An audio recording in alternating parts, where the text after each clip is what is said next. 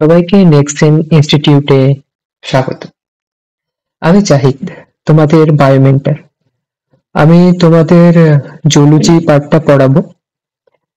আমাদের অ্যাপ্রোচ কি হবে এই সিরিজে?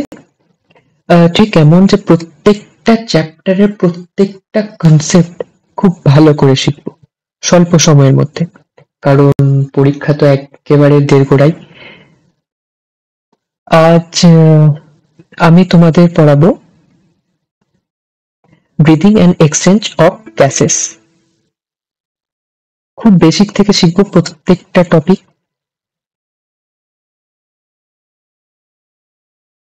প্রত্যেকটা কনসেপ্ট খুব ভালো করে শিখবো, চ্যাপ্টারের শুরু থেকে একেবারে শেষ পর্যন্ত। সকলকে বলছি যে প্র্যাকটিস কপি আর কলম নিয়ে বসে পড়ো। তাহলে শুরু করা যাক। Breathing and exchange of gases. দেখো, আমরা প্রতিনিয়ত কি করি? প্রতিনিয়ত পরিবেশ থেকে অক্সিজেন নিয়ে চলেছি, আর আমাদের দেহ থেকে কার্বন ডাই অক্সাইড কে বের করে চলেছি। সবাই জানি এই প্রসেসটা একটা খুব গুরুত্বপূর্ণ অর্গান, সেটা হচ্ছে লাংসের থ্রুতে হয় বা ফুসফুসের থ্রুতে, যেখানে অক্সিজেন কে আমরা ইন্সপায়ার করি আর কার্বন ডাই অক্সাইডকে এক্সপায়ার করি। এই যে ইন্সপাইরেশন আর এক্সপাইরেশন, এই প্রসেসটাই হচ্ছে তোমার ব্রিদিং। তাহলে ব্রিদিং মেনলি জিনিসটা কি? ব্রিদিং হচ্ছে intake of oxygen rich air and exhale of carbon dioxide rich air. তাহলে আমরা কি করলাম? অক্সিজেনকে ইনটেক করলাম আর কার্বন ডাই অক্সাইডকে এক্সহেল করলাম। এই প্রসেসটাই হচ্ছে তোমার ব্রিদিং। তাহলে আমরা এই যে অক্সিজেনটা নিলাম বাইরের পরিবেশ থেকে, এই অক্সিজেন তাহলে যাবে কোথায়? তার গন্তব্যটা কোথায়? আর এই যে কার্বন ডাই অক্সাইড যে আমরা বের করছি, সেটা আসছে কোথা থেকে? এই বিষয়টা এবার দেখে নেওয়া যাক। তাহলে কি করলাম? আমরা অক্সিজেনকে বাইরের পরিবেশ থেকে ইনটেক করলাম। যে অক্সিজেনটা আমাদের শ্বাসনালী হয়ে যাবে, শ্বাসনালীর সর্বশেষ যে বিভাজন অর্থাৎ অ্যালভিউলাই, যে এয়ার ফিল্ড স্যাক অ্যালভিউলাই থাকে, সেখানে গিয়ে পৌঁছাবে। তাহলে অক্সিজেন এসে কোথায় পৌঁছালো? অক্সিজেন এসে পৌঁছালো অ্যালভিউলাই। আর প্রত্যেকটা অ্যালভিউলাই কি হয়? যে ব্লাড ভেসেল দিয়ে ঘেরা থাকে। তারপরে এই অক্সিজেন কি করবে? অ্যালভিউলাই থেকে ব্লাড ভেসেলে এক্সচেঞ্জ হবে। তাহলে কি হলো? Exchange of gases between alveoli to blood vessel. তারপরে অক্সিজেনের যে শেষ গন্তব্য সেটা হচ্ছে সেল। সেই সেলে পৌঁছাতে গেলে যে ব্লাড ভেসেলে তাকে ট্রান্সপোর্ট হতে হবে। আর আমরা জানি যে ট্রান্সপোর্টেশনের জন্য কোনো ভেহিকলস যেমন কার, ট্রেন ইউজ করি, ঠিক তেমন এখানেও অক্সিজেনের ট্রান্সপোর্টেশনের জন্য কিছু না কিছু দরকার। এই ট্রান্সপোর্টেশনটা করবে রেড ব্লাড সেল ব্লাডের মধ্যে অথবা প্লাজমা। তাহলে অক্সিজেন কি হলো? ব্লাড ভেসেলে আসলো, ব্লাড ভেসেলে থেকে ট্রান্সপোর্ট হয়ে সেলের কাছাকাছি আসলো। তারপরে দেখো, যেমন অ্যালভিউলাই থেকে ব্লাড ভেসেলের দিকে গ্যাসের এক্সচেঞ্জ হয়েছিল, ঠিক তেমনই ব্লাড ভেসেল থেকে সেলের দিকেও তোমার গ্যাসের এক্সচেঞ্জ হবে, অর্থাৎ অক্সিজেন সেলের মধ্যে এন্ট্রি হবে। আচ্ছা, সেলের মধ্যে তো অক্সিজেন চলে আসলো। এবার অক্সিজেনের কাজ কি সেলের মধ্যে? দেখো, আমরা যে খাবার খাই, খাবারের থ্রুতে কি কি পাই? গ্লুকোজ, অ্যামাইনো অ্যাসিড, লিপিড, এই সমস্ত ম্যাক্রোমলিকিউলস পেয়ে থাকি। তাহলে আমরা খাবারের থ্রুতে ম্যাক্রো মলিকিউলস পেয়ে থাকি। এই সমস্ত ম্যাক্রো মলিকিউলস অক্সিজেনের সহায়তায় কি তৈরি করবে? এনার্জি। অ্যারোবিক রেসপিরেশনের থ্রুতে এনার্জি তৈরি করবে। আর কি তৈরি করবে? তৈরি করবে কার্বন ডাই অক্সাইড। এটাই হচ্ছে সেই কার্বন ডাই অক্সাইড যেটা আমরা এক্সপায়ার করব। তাহলে কার্বন ডাই অক্সাইড এক্সপায়ার করবো কেন? কার্বন ডাই অক্সাইড হচ্ছে highly toxic to the cell. তাহলে টক্সিক যদি হয়, তাহলে আমাকে তো কার্বন ডাই অক্সাইডকে সেল থেকে বাইরে বের করে দিতে হবে। সেলকে বাইরে বের করব, তাহলে সেল থেকে বাইরে বের করব কার্বন ডাই অক্সাইড। ঠিক যেমন O2 সেলের মধ্যে এসেছিল, ঠিক তেমনই ভাবে গ্যাসের এক্সচেঞ্জ হবে, কার্বন ডাই অক্সাইডের এক্সচেঞ্জ হবে সেল টু ব্লাড ভেসেলের দিকে। তারপরে কার্বন ডাই অক্সাইড আসবে কোথায়? কার্বন ডাই অক্সাইড আসবে অ্যালভিওলাইয়ের কাছে। আর অ্যালভিওলাই থেকে যাবে কোথায়? অ্যালভিওলাই থেকে যাবে তোমার বাইরে পরিবেশের দিকে, তাই তো? তাহলে ব্লাড ভেসেল থেকে অ্যালভিওলাইয়ের গ্যাসের এক্সচেঞ্জ অথবা কার্বন ডাই অক্সাইডের এক্সচেঞ্জ হলো। সেই কার্বন ডাই অক্সাইড শ্বাসনালী দিয়ে আমাদের দেহের বাইরে চলে আসলো, অর্থাৎ expire or exhale carbon dioxide. এটা হচ্ছে মোটামুটি একটা ধারণা যে অক্সিজেন আর কার্বন ডাই অক্সাইডের কি হয়। তাহলে দেখো যে আমরা যে অক্সিজেনটাকে ইনটেক করলাম, এই প্রসেসটাকে বলে ইন্সপাইরেশন।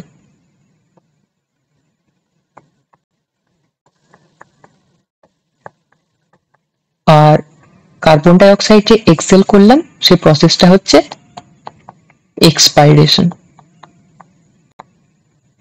এই ইন্সপাইরেশন আর এক্সপাইরেশন নিয়ে কি তৈরি হয়? Breathing.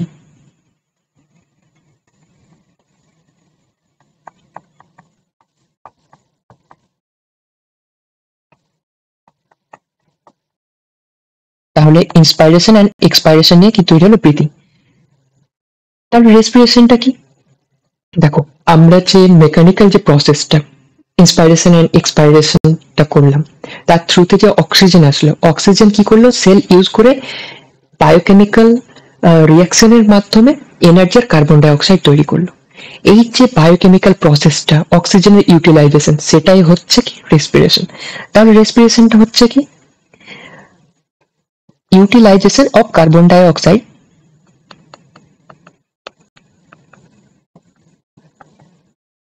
oxygen to produce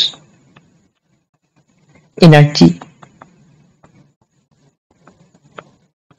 in aerobic respiration.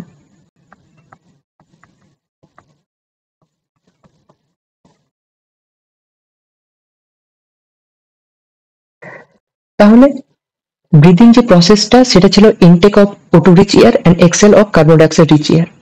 সেইখান থেকে রেসপিরেশনটা হচ্ছে utilisation of oxygen to produce energy in aerobic respiration.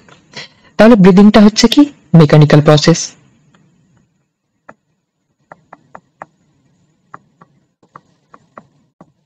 R respiration হচ্ছে বায়োকেমিক্যাল প্রসেস। তাহলে এবার বলো যে এনার্জি প্রোডাকশন কোথায় হয়েছিল? ব্রিদিং এ या রেসপিরেশনে? অবশ্যই রেসপিরেশনে। তাহলে এনার্জি প্রোডাকশন ব্রিদিং এ হয়নি, আর রেসপিরেশনে এনার্জি প্রোডাকশন হয়েছিল। তাহলে একটা আমরা সম্যক ধারণা নিলাম যে ব্রিদিং আর রেসপিরেশনের মধ্যে পার্থক্যটা কোথায়, আর অক্সিজেন কার্বন ডাই অক্সাইডে কিভাবে সেল ইউজ করে অক্সিজেন আর কার্বন ডাই অক্সাইড উৎপন্ন করে আমরা বাইরে সেটাকে এক্সপায়ার করি। তো চলো এই জিনিসটাই এখন আবার দেখে নি। আমরা ব্রিদিং O2 করলাম আর CO2 আউট করলাম। আউট করে কোথায় আসলো? আসলো অ্যালভিওলাই ক্যাভিটিতে, লাংসের মধ্যে, শ্বাসনালীর মধ্যে। অ্যালভিওলাই যখন আসলো অক্সিজেন আর কার্বন ডাই অক্সাইড, ঠিক তখন তাদের গ্যাসিয়াস এক্সচেঞ্জ হলো, অর্থাৎ কার্বন ডাই অক্সাইড সেলের বাইরে চলে গেল, আর অক্সিজেন আসলো ব্লাড ভেসেলের মধ্যে। তাহলে হলোটা কি?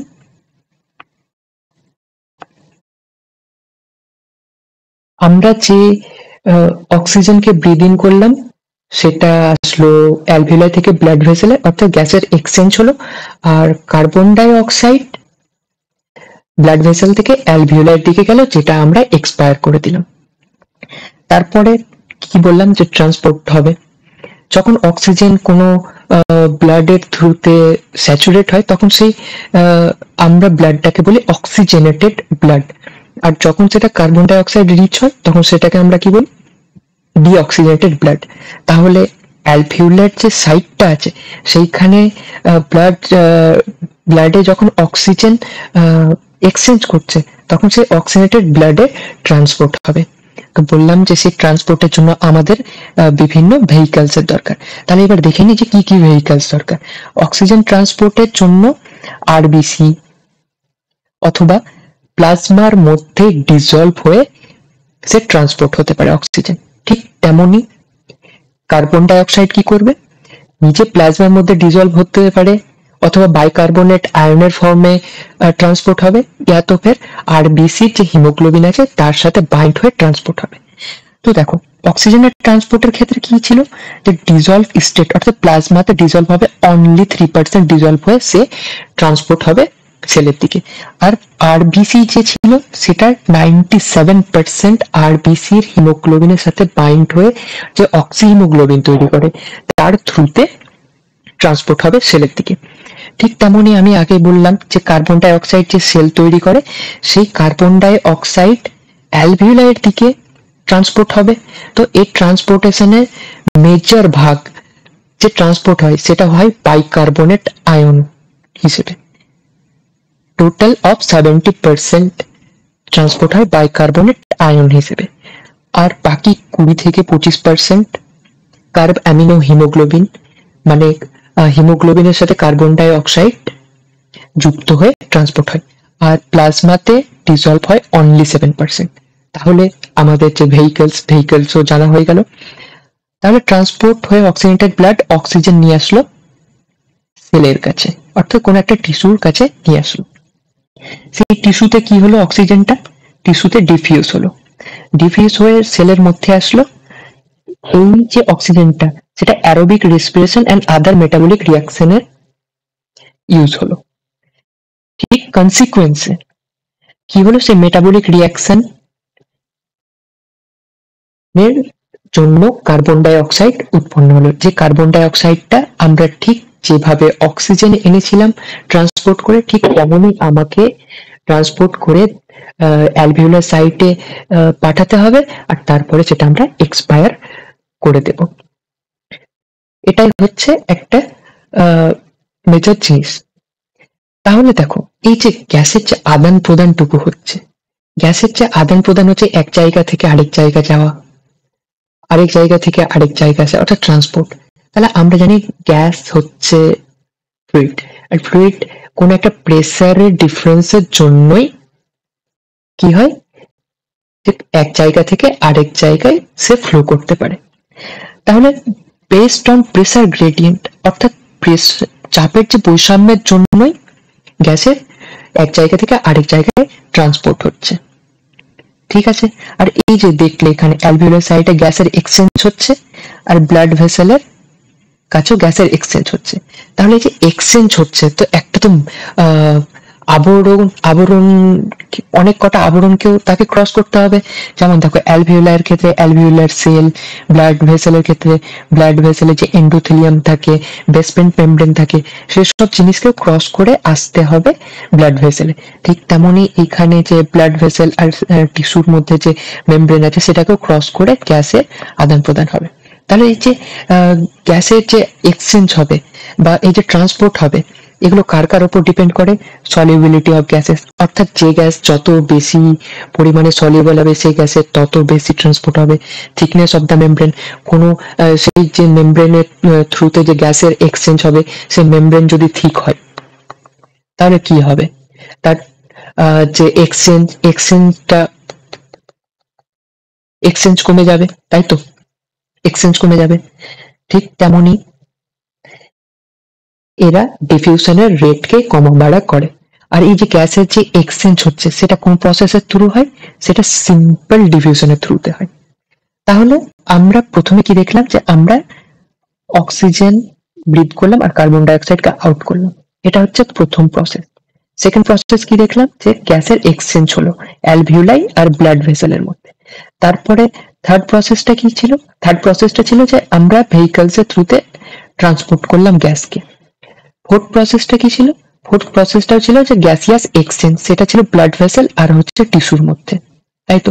আর ফিফথ প্রসেস ছিল যে মেটাবলিক রিয়াকশনে টিস্যু সে অক্সিজেন ইউজ করবে আর কার্বন ডাই অক্সাইড আমাদের দেহের বাইরে এক্সপায়ার করে দেবে। তাহলে বোঝা গেল যে অক্সিজেন আর কার্বন ডাই অক্সাইডের কিভাবে গ্যাসের আদান প্রদান হচ্ছে, কোথা থেকে কোথায় যাচ্ছে, কেন এটা ফ্লো হচ্ছে। এরপরে আমরা এই যে 1 থেকে 5 এই কয়েকটা যে ইভেন্ট দেখলাম সেগুলোকে আমরা আস্তে আস্তে ডিটেলসে প্রত্যেকটা আলোচনা করব। এটা জাস্ট একটা ওভারভিউ ছিল চ্যাপ্টারের, ঠিক আছে? তাহলে এবার দেখো যে আমাদের যে গ্যাসের আদান প্রদান হচ্ছে অর্থাৎ রেসপিরেটরি সিস্টেম, অনেকগুলো অর্গান মিলে সিস্টেম তৈরি হয় না? ঠিক তেমনি রেসপিরেটরি সিস্টেমের যে প্রাইমারি অর্গান সেটা হচ্ছে কি আমাদের যে মানব দেহের হচ্ছে লাংস। ঠিক তেমনি যে রেসপিরেটরি অর্গান বিভিন্ন প্রাণীদের বিভিন্ন রকম হয়। যেমন রেসপিরেটরি অর্গান চেঞ্জ হতে পারে সেই প্রাণীটা কোন জায়গায় বসবাস করে, অর্থাৎ তাদের হ্যাবিটেটের উপরে, তার লেভেল অফ অর্গানাইজেশন কি আছে সেসবের উপরে ডিপেন্ড করে একটা প্রাণীর একটা প্রজাতির এক রকম রেসপিরেটরি অর্গান থাকতে পারে। তো দেখো এবার আমরা পড়বো রেসপিরেটরি অর্গানের ব্যাপারে। এটা সম্পূর্ণটাই তোমাকে লার্ন করতে হবে, এটার মধ্যে বোঝার কিছু নেই, শুধু এটুকুই যে mechanism of breathing vary among different groups of animal. কার কার উপর ডিপেন্ড করবে? তোমাদের আগে বললাম যে তাদের হ্যাবিটেট, তাদের বাসস্থান অ্যান্ড লেভেল অফ অর্গানাইজেশন। তাদের লেভেল অফ অর্গানাইজেশনটা কি আর তার কোন বাসস্থানে রয়েছে তার উপর ডিপেন্ড করে মেকানিজম অফ ব্রিদিং ডিফার করবে। তাদের ডিফারেন্ট ডিফারেন্ট রেসপিরেটরি অর্গান দেখতে পাবো, তাদের টাইপ অফ রেসপিরেশন ডিফারেন্ট দেখতে পাবো। যেমন দেখো লোয়ার ইনভার্টিব্রেট, যেমন কি কি স্পঞ্জেস, সিলেন্ট্রেট, ফ্ল্যাটন যেসব আছে, তারা ডিফিউশনের থ্রুতে রেসপিরেশন করে। আর তাদের মেন রেসপিরেটরি অর্গান কি আছে, যে তাদের এন্টায়ার বডি সারফেস এর থ্রুতে গ্যাসের এক্সচেঞ্জ হয়ে যায়। ঠিক তেমন আর্থওয়ার্মের ক্ষেত্রে তাদের রেসপিরেটরি অর্গান হচ্ছে ময়েস্ট কিউটিকল আর কিউটেনিয়াস রেসপিরেশন দেখা যায় তাদের। ইনসেক্টের ক্ষেত্রে কি দেখা যায়, তাদের জানো যে ট্রাকিয়াল টিউব থাকে, যে নেটওয়ার্ক অফ অনেক তাদের ব্রাঞ্চ থাকে টিউবের, তো সেটাকে ট্রাকিয়াল টিউব বলে। আর সেই রেসপিরেশনের টাইপ হচ্ছে ট্রাকিয়াল রেসপিরেশন। ঠিক তেমনি অ্যাকুয়াটিক আর্থ্রোপোড মোলাস্কার ক্ষেত্রে কি দেখা যায়, ব্র্যাকিয়াল রেসপিরেশন। তাদের রেসপিরেটরি অর্গান হচ্ছে গিলস, তাদের রেসপিরেটরি অর্গান হচ্ছে গিল। ঠিক তেমন টেরেস্ট্রিয়াল অ্যানিমাল যেমন হচ্ছে বার্ডস, তারপরে হচ্ছে ম্যামেলস, এদের কি থাকে, লাংস থাকে। যেমন আমাদের ভাস্কুলারাইজড ব্যাগ লাংস, সেটা হচ্ছে কি পালমোনারি রেসপিরেশন। লাংসকে আরেক ভাষায় পালমোনারি বলা হয়, ঠিক আছে? তেমন হচ্ছে ফিশেরও গিলস থাকে, তাদের টাইপ অফ রেসপিরেশন হচ্ছে branchial respiration. Amphibia, reptiles, birds, mammal সবার হচ্ছে কি লাংস, তাদেরও পালমোনারি রেসপিরেশন দেখা যায়। অ্যাম্ফিবিয়ান লাইক ফ্রগের ক্ষেত্রে কি দেখা যায়, ময়েস্ট স্কিন, তাদের হচ্ছে respiratory organ and cutaneous respiration তাদের দেখা যায়। তাহলে এটা সম্পূর্ণটা লার্ন করার বিষয়, এটা লার্ন করে নেবে তোমরা। তারপরে দেখো, তারপরে আসবো আমরা, যেহেতু হিউম্যান ফিজিওলজি পড়ছি আমাদের মেন ফোকাস থাকবে হিউম্যানের উপরে। তাহলে আমরা দেখলাম যে ম্যামেলস বা হিউম্যানের যে তোমার মেন রেসপিরেটরি অর্গানটা কি ছিল, লাংস, তাই তো? এবার আমরা কি পড়বো, তাহলে লাংসের ব্যাপারে পড়বো আর তার আনুষঙ্গিক যে পার্ট বা অংশগুলো আছে সেগুলো পড়বো। আমরা শ্বাসনালীর সম্পর্কে পড়বো। আমরা যে দেখলাম যে অক্সিজেন আমরা ইন্সপায়ার করছি আর কার্বন ডাই অক্সাইড এক্সপায়ার করছি, সেটা কোন ডিফারেন্ট ডিফারেন্ট পার্টস এর থ্রুতে হয়। এবার আমরা তাহলে দেখো আমরা খাবারও খাচ্ছি, শ্বাসও নিচ্ছি, তাই তো? আর একটু আগে বললাম যে ফ্যারিংস হচ্ছে common passage for food and air. তাহলে আমাদের তো শ্বাসনালীতেও খাদ্য চলে যেতে পারে। শ্বাসনালীতে যদি খাদ্য চলে যায় তাহলে আমাদের মৃত্যু পর্যন্ত হতে পারে। এর জন্য একটা খুব সুন্দর মেকানিজম আছে, যে সামনে যখন আমরা আমরা যখন খাবার খাই ঠিক তখন শ্বাসনালীর উপরে একটা যে ফ্ল্যাপ বা তোমার ক্যাপ টাইপের বলতে পারো, যে শ্বাসনালীকে ঢেকে দেয় যখন আমরা খাবার খাই। তাহলে কি হবে, শ্বাসনালীতে যদি ঢেকে দেয় তাহলে খাবার তোমার শ্বাসনালীতে আসতে পারবে না। কোথায় ডাইভার্ট হয়ে যাবে? ইসোফেগাসে ডাইভার্ট হয়ে যাবে, তাই তো? তাহলে এইখানে আমাদেরকে সেই ক্যাপটা বা ফ্ল্যাপটা বাঁচিয়ে দিল। সেই ক্যাপ বা ফ্ল্যাপটাই হচ্ছে এপিগ্লটিস। এপিগ্লটিস হচ্ছে একটা থিন ইলাস্টিক কার্টিলেজিনিয়াস ফ্ল্যাপ, যেটা কি করে, prevent entry of food in trachea during swallowing. খাদ্য গলাধঃকরণের সময় আমাদের ট্রাকিয়াতে খাবারটাকে প্রিভেন্ট করে। তারপরে এপিগ্লটিস, ফ্যারিংস এর পরে আসবে কি, ল্যারিংস। ল্যারিংস হচ্ছে কি, ল্যারিংসকে ভয়েস বক্সও বলা হয়। ল্যারিংসে যখন এয়ার আসে তখন তার যে ভাইব্রেশন হয়, ভাইব্রেশনের থ্রুতে আমরা তখন সাউন্ড ক্রিয়েট করি। তাহলে ল্যারিংস হচ্ছে কি, যে একটা কার্টিলেজিনিয়াস বক্স থাকবে যেটা সাউন্ড প্রোডাকশন করবে, ল্যারিংস। তারপর ল্যারিংস এর পরে আসবে কোথায়? ল্যারিংস এর পরে আসবে ট্রাকিয়াতে। এই ট্রাকিয়ায় দেখো, ট্রাকিয়াটা কেমন, ট্রাকিয়াটা হচ্ছে যে আমাদের থ্রোট, আমাদের যে গলা, আর এই যে এইখানে লাংস, গলা আর লাংসের ঠিক মধ্যবর্তী একটা টিউব, তাই না? এটাই হচ্ছে তোমার ট্রাকিয়া। তো ট্রাকিয়া হচ্ছে কি, straight tube extending up to mid thoracic cavity. দেখো আমি বললাম যে লাংস আমাদের থোরাসিক ক্যাভিটিতে আছে, ঠিক আছে? তাহলে এটা হচ্ছে তোমার কি, থোরাসিক ক্যাভিটি, তাই তো? তাহলে থোরাসিক ক্যাভিটি ঠিক মিডিল পোর্শন, দেখো থোরাসিক ক্যাভিটির ঠিক মিডিল পোর্শন পর্যন্ত তোমার ট্রাকিয়া কি আছে, এক্সটেন্ট আছে। এবার দেখো ট্রাকিয়া এক্সটেন্ট হতে হতে ঠিক একটা জায়গায় ডিভাইড হয়ে গেল। ডিভাইড হয়ে কি হলো, যে আমাদের লাংসের মধ্যে প্রবেশ করলো, তাই তো? তাহলে ট্রাকিয়া ডিভিশন হয়েছে কোন পোর্শনটাতে? বলা হয় যে এটা ডিভাইড হয়েছে প্রাইমারি ব্রঙ্কাইতে। যে ট্রাকিয়া ডিভাইড হয়ে তৈরি করে প্রাইমারি ব্রঙ্কাই, সেই T5 লেভেলে, T5 লেভেলে সেটা ডিভিশন হয়েছে। তারপরে কি হলো, যে লাংসের মধ্যে গেল কি, primary bronchus left and right দুটো ভাগে ভাগ হয়ে আমাদের লাংসের মধ্যে প্রবেশ করেছে।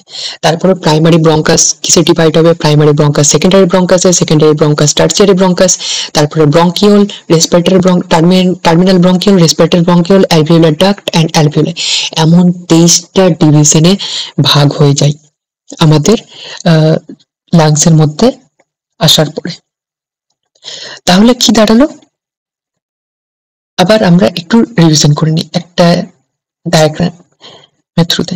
দেখো আমাদের বাইরে থেকে, এক্সটার্নাল নস্ট্রিল থেকে এয়ার কি করলো, এন্ট্রি করলো, তারপরে গেল কোথায়, ন্যাসাল প্যাসেজ। ন্যাসাল প্যাসেজের পরে কোথায় আসলো, ফ্যারিংস। ফ্যারিংস কি ছিল, ফ্যারিংস ছিল এয়ার অ্যান্ড ফুডের কমন প্যাসেজ। তাহলে কি করতো, ফ্যারিংস থেকে তো খাবার ল্যারিংসেও আসতে বা আমাদের শ্বাসনালীতে চলে আসতে পারতো। তখন কি করলো, যে এপিগ্লটিস ঠিক শ্বাসনালীকে ঢেকে দিল, আর খাবার চলে গেল তোমার গ্রাসনালীতে, আর শ্বাসনালীতে কোনো খাবার আসতে পারলো না। তারপরে ল্যারিংস, সাউন্ড, তারপরে যে সাউন্ড বক্স, ল্যারিংস, ল্যারিংস এর পরে আসলো ট্রাকিয়া। ট্রাকিয়া কোথায় ডিভাইড হলো, T5 লেভেল এটা ডিভাইড হলো, ডিভাইড হয়ে left and right primary ব্রঙ্কাই division হলো। তারপর ডিভাইড হওয়ার পরে সেকেন্ডারি ব্রঙ্কাই ডিভাইড হলো, টার্সিয়ারি ব্রঙ্কাই ডিভাইড হলো, টার্সিয়ারি ব্রঙ্কাইয়ের পরে ব্রঙ্কিওল, ব্রঙ্কিওলের পরে টার্মিনাল ব্রঙ্কিওল, টার্মিনাল ব্রঙ্কিওলের পর রেসপিরেটরি ব্রঙ্কিওল, রেসপিরেটরি ব্রঙ্কিওলের পরে অ্যালভিওলার ডাক্ট, ঠিক তারপরে অ্যালভিওলায় শেষ ডিভিশনে ভাগ হলো। তাহলে দেখো এটা সম্পূর্ণটা যে ভাগ দেখলে, এর মধ্যে শুধুমাত্র ন্যাসাল প্যাসেজ থেকে টার্মিনাল ব্রঙ্কিওল পর্যন্ত বলা হয় যে কন্ডাক্টিং পার্ট, আর বাকি যে রেসপিরেটরি ব্রঙ্কিয়াল থেকে অ্যালভিউলার, এটাকে বলা হয় তোমার এক্সচেঞ্জ পার্ট। তাহলে কন্ডাক্টিং পার্ট আর এক্সচেঞ্জ পার্ট কি? দেখো, কন্ডাক্টিং পার্ট হচ্ছে সেই পার্ট যেখানে শুধুমাত্র এয়ার ফ্লো হয়, নো গ্যাসিয়াস এক্সচেঞ্জ। গ্যাসিয়াস এক্সচেঞ্জটা তাহলে কি? দেখো, তোমাদের আগে বললাম যে গ্যাসিয়াস এক্সচেঞ্জটা হচ্ছে যে যে অ্যালভিউলার আর ব্লাড ভেসেলের মধ্যে যে তোমার এক্সচেঞ্জ হচ্ছিল, সেটা হচ্ছে সিম্পল ডিফিউশনের থ্রুতে, সেই প্রসেসটা হচ্ছে কি গ্যাসিয়াস এক্সচেঞ্জ। তাহলে কন্ডাক্টিং পার্টে কোনো গ্যাসিয়াস এক্সচেঞ্জ হয় না। তাহলে কোথা থেকে গ্যাসিয়াস এক্সচেঞ্জ হয়? স্যার আপনি তো বললেন অ্যালভিওলার, তাহলে রেসপিরেটরি ব্রঙ্কিয়াল কোথা থেকে চলে আসলো? দেখো, রেসপিরেটরি ব্রঙ্কিয়ালেও থাকে কি যে alveolar bud, not alveolar. Alveolar bud বলে একটা জিনিস থাকে যে যেটা থ্রুতে তোমার গ্যাসিয়াস এক্সচেঞ্জ হতে পারে।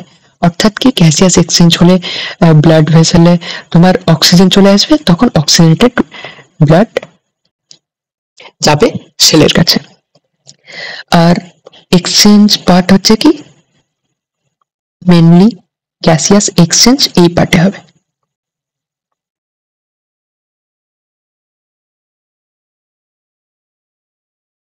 তাই তো। তাহলে কন্ডাক্টিং পার্টের মেন কাজ কি হলো? কন্ডাক্টিং পার্ট তাহলে কি করবে?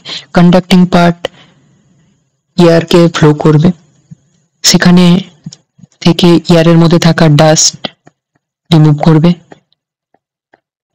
এয়ারের যে টেম্পারেচার সেটা বডি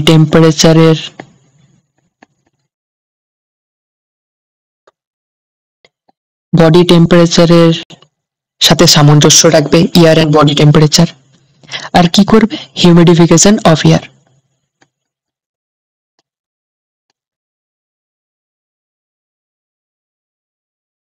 তাহলে এটা হচ্ছে তোমার কন্ডাক্টিং পার্টের কাজ।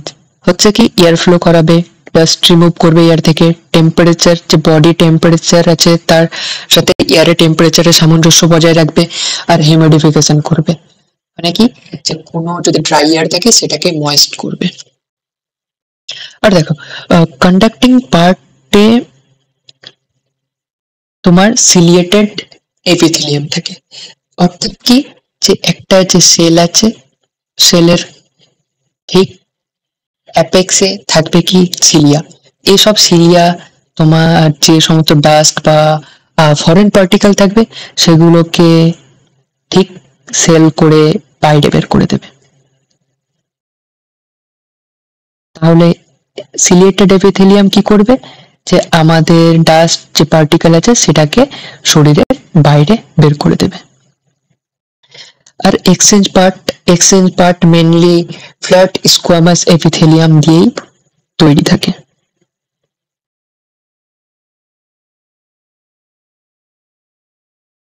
দেখো, এটার পেছনে লজিক আছে যে স্কোয়ামাস এপিথেলিয়াম কি হয়, যে স্কোয়ামাস এপিথেলিয়াম মেনলি তোমার ফ্ল্যাট হয়, তাই তো। আর কন্ডাক্টিং জোনে থাকে কিউবয়েডাল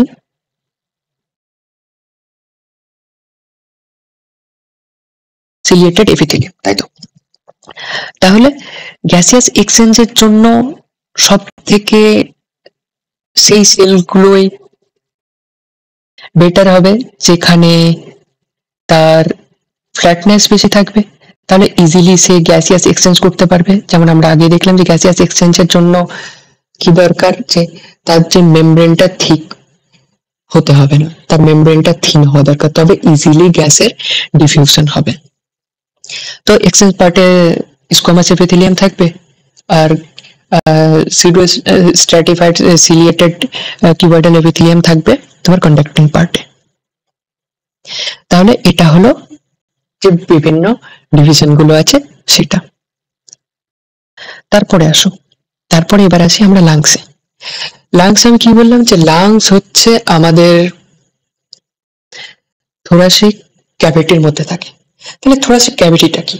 আসো তাহলে এবার এই জিনিসটা দেখে নিই, থোরাসিক ক্যাভিটিটা কি। দেখো, থোরাসিক ক্যাভিটিটা হচ্ছে একটা ক্যাভিটি যার চারিদিকে তোমার বাউন্ডারি আছে। বাউন্ডারিটা কি কি? তুমি যদি দেখো সামনের দিকে দেখতে চাও, তাহলে আমাদের সামনের দিকে ঠিক এই জায়গায় থাকে কি স্টার্নাম। কি থাকে? স্টার্নাম বোন।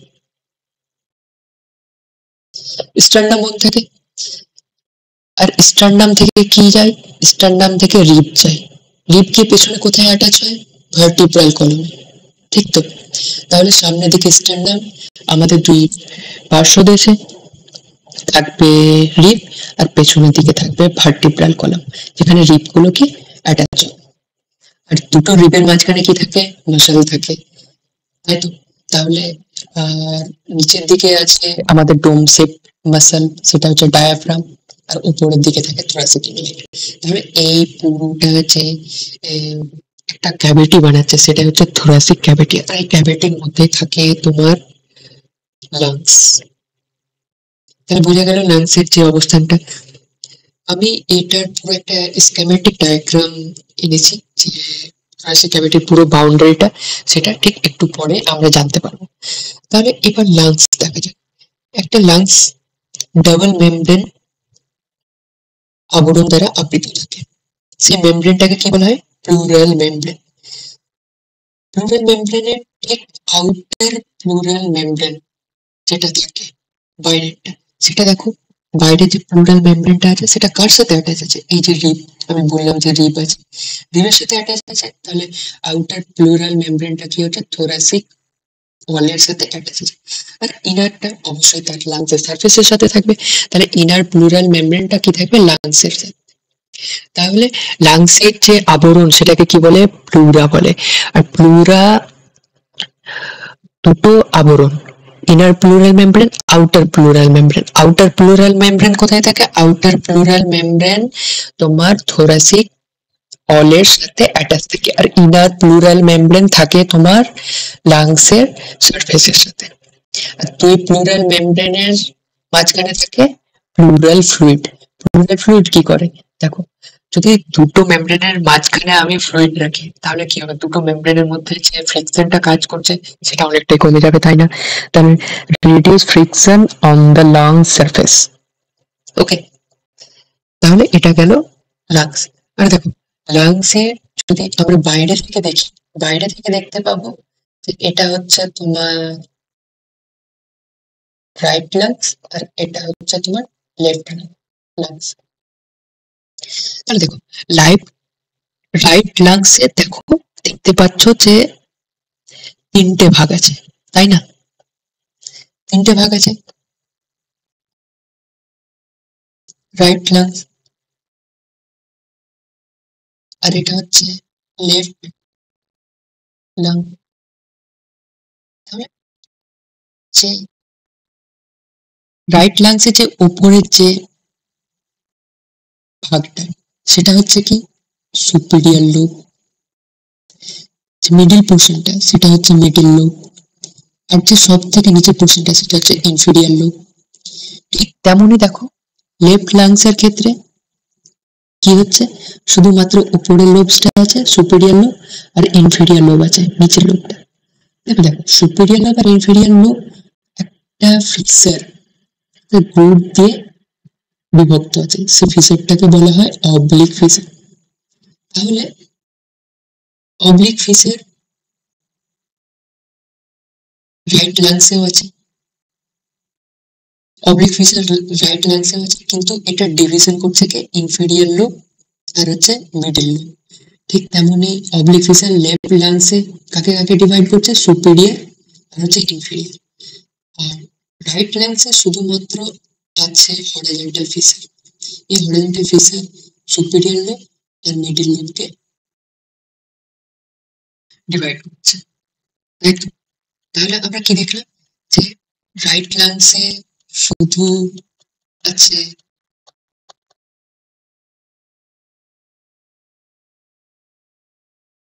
হরিজন্টাল ফিচার, যেটা তোমার লেফট লাংসে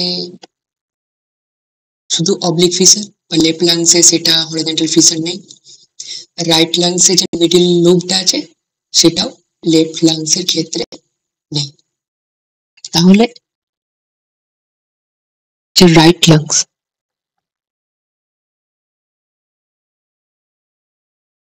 লাংসে ইউনিক ফিচারটা কি দেখলাম? হরিজন্টাল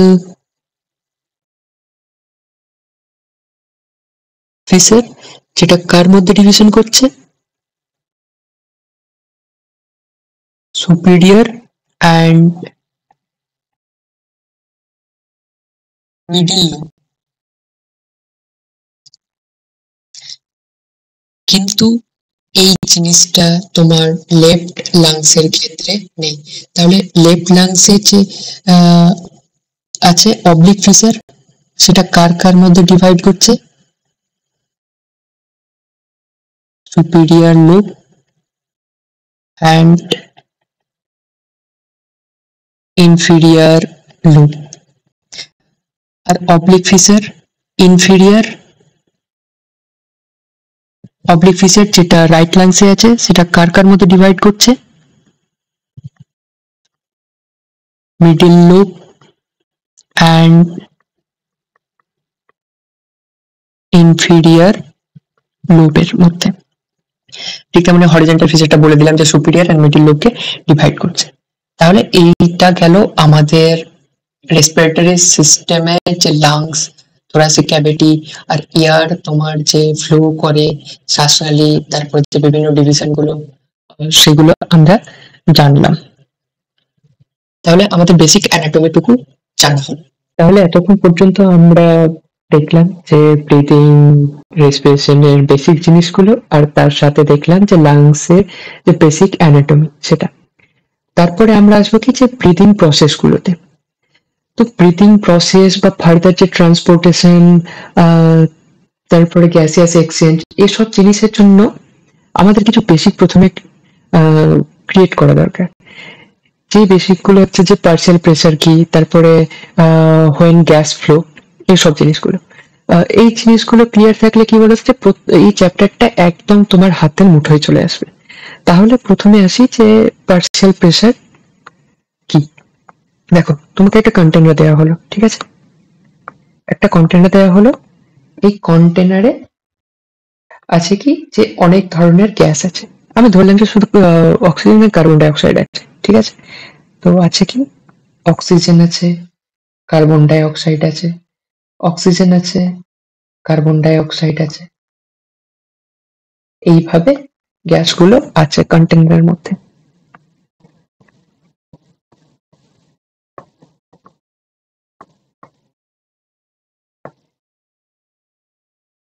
এবার কি হবে, দেখো, এই কন্টেনারে যে গ্যাস আছে, গ্যাসের জন্য কি আছে, প্রেসার আছে। তো এই পুরোটার যে প্রেসার, কার্বন ডাই অক্সাইড অক্সিজেনের জন্য যে পুরোটা প্রেসার, সেটাকে আমি ধরলাম টোটাল প্রেসার পিটি। এই টোটাল প্রেসারটা কিসের জন্য আছে, কিসের জন্য? দেখো, অক্সিজেনের কিছু ইন্ডিভিজুয়াল প্রেসার আছে, কার্বন ডাই অক্সাইডের কিছু ইন্ডিভিজুয়াল প্রেসার আছে। তেমন প্রত্যেকটা অক্সিজেন, প্রত্যেকটা কার্বন ডাই অক্সাইডের ইন্ডিভিজুয়াল যে প্রেসার গুলো, সেইগুলো অক্সিজেন আর কার্বন ডাই অক্সাইডে, সেগুলোকে যদি আমি সামেশন করি, individual pressure of oxygen, individual pressure of carbon dioxide, তাহলে আমরা পাবো কি টোটাল প্রেসার। আর এই ইন্ডিভিজুয়াল প্রেসারটাই লিখলাম PO2 অক্সিজেনের ক্ষেত্রে, আর PCO2 কার্বন ডাই অক্সাইডের ক্ষেত্রে। এই PO2 হচ্ছে যে ইন্ডিভিজুয়াল অক্সিজেনের প্রেসার, সেটাই হচ্ছে পার্শিয়াল প্রেসার অফ অক্সিজেন।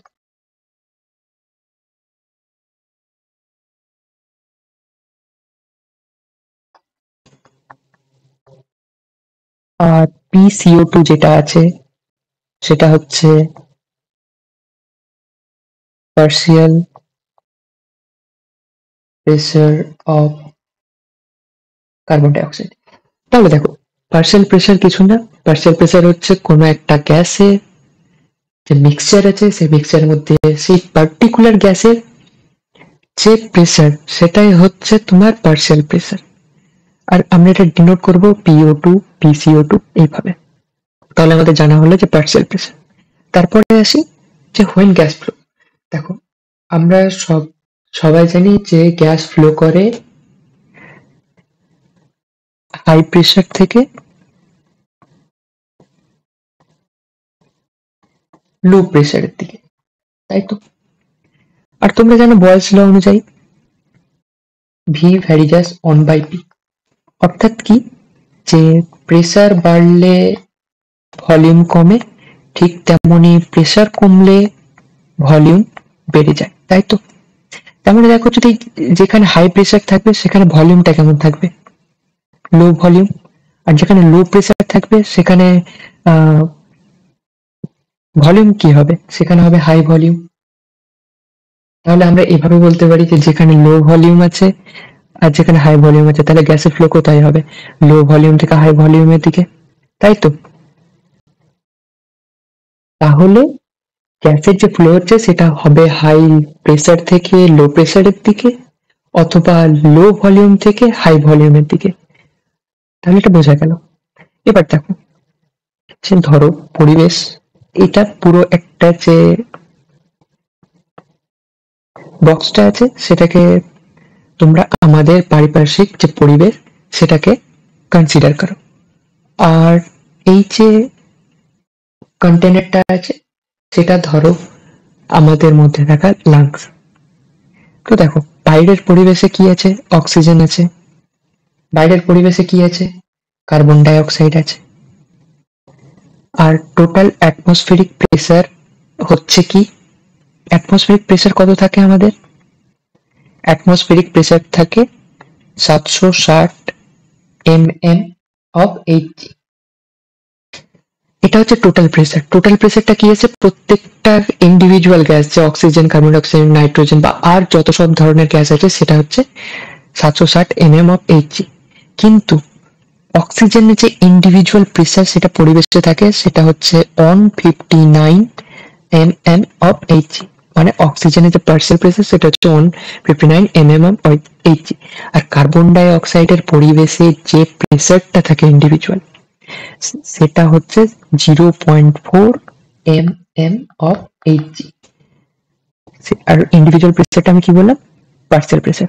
তাহলে এই দুটো ক্লিয়ার, যে পার্সিয়াল প্রেসার অফ অক্সিজেন এটা অ্যাটমসফিয়ারে সেটা হচ্ছে 159 অফ mm অফ এইচজি, আর partial pressure of carbon dioxide সেটা পরিবেশে হচ্ছে 0.4 mm অফ এইচজি।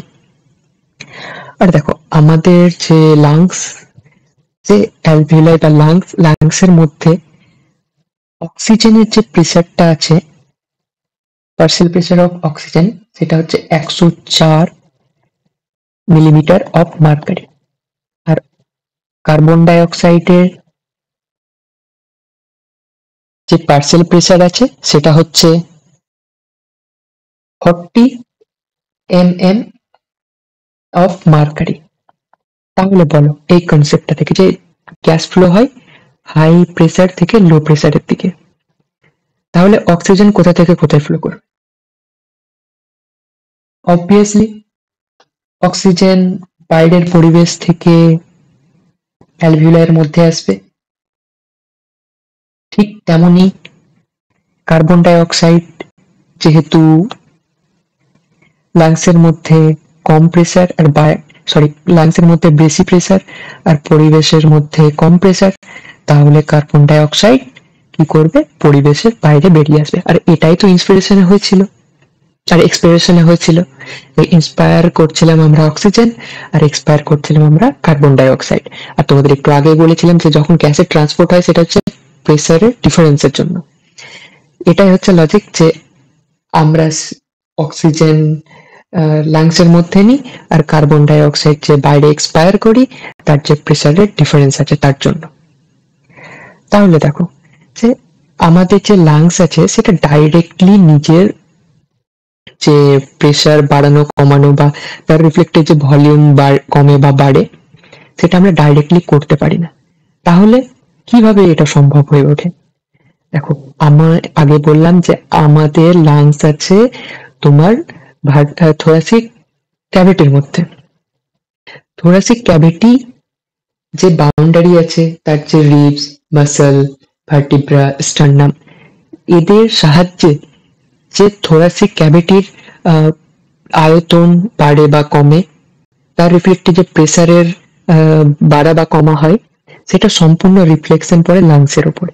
সেই অ্যাকর্ডিংলি লাংস নিজের আকার বা আয়তন তার আয়তন বাড়ায় বা কমায়, এইভাবে পরিবেশের সাপেক্ষে নিজের প্রেসার কমিয়ে বা বাড়িয়ে গ্যাসের আদান প্রদান করে। তাহলে চলো এবার আমরা দেখে নিই যে থোরাসিক ক্যাভিটি কিভাবে তার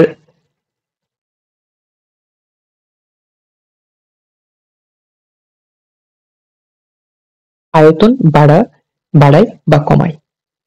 দেখো, তোমাদের একটু আগে সেই লাংস অ্যানাটমি পড়তে গিয়ে দেখালাম যে আমাদের দেহের সামনের দিকে কি আছে, সামনের দিকে আছে স্টার্নাম, সামনের দিকে স্টার্নাম, স্টার্নাম থেকে কে বেরিয়েছে, রিবস বেরিয়েছে, রিবস বেরিয়ে ঠিক পেছনের দিকে ভার্টিব্রাল কলামে অ্যাটাচ হয়েছে।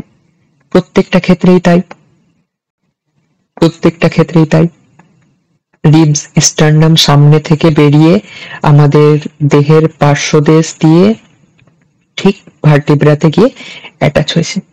তাহলে দেখো সামনের দিকে কি আছে, সামনের দিকে আছে স্টার্নাম, পেছনের দিকে কি আছে ভার্টিব্রা, তাদের ল্যাটারাল বা পার্শ্বদেশে আছে কি রিব, আর রিব দুটো রিবের মাঝখানে আছে ইন্টারকস্টাল মাসল, আর ঠিক তার নিচে আছে মধ্যচ্ছদা বা ডায়াফ্রাম, আর উপরের দিকে আছে থোরাসিক ইনলেট। ঠিক এইভাবে থোরাসিক ক্যাভিটি তৈরি, আর এটাকে বলে এয়ার টাইট চেম্বার। এই এয়ার টাইট চেম্বারের মধ্যে এই দেখো কি আছে, লাংস আছে, তাই তো, trachea, primary bronchus, lungs.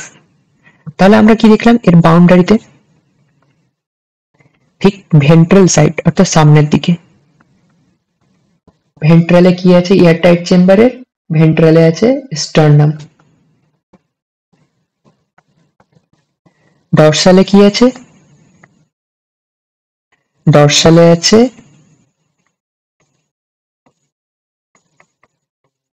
Vertebra column,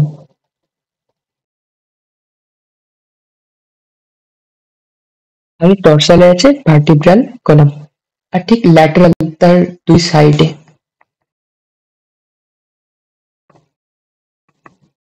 ল্যাটারালে কি বললাম, রিব অ্যান্ড ইন্টারকস্টাল মাসল,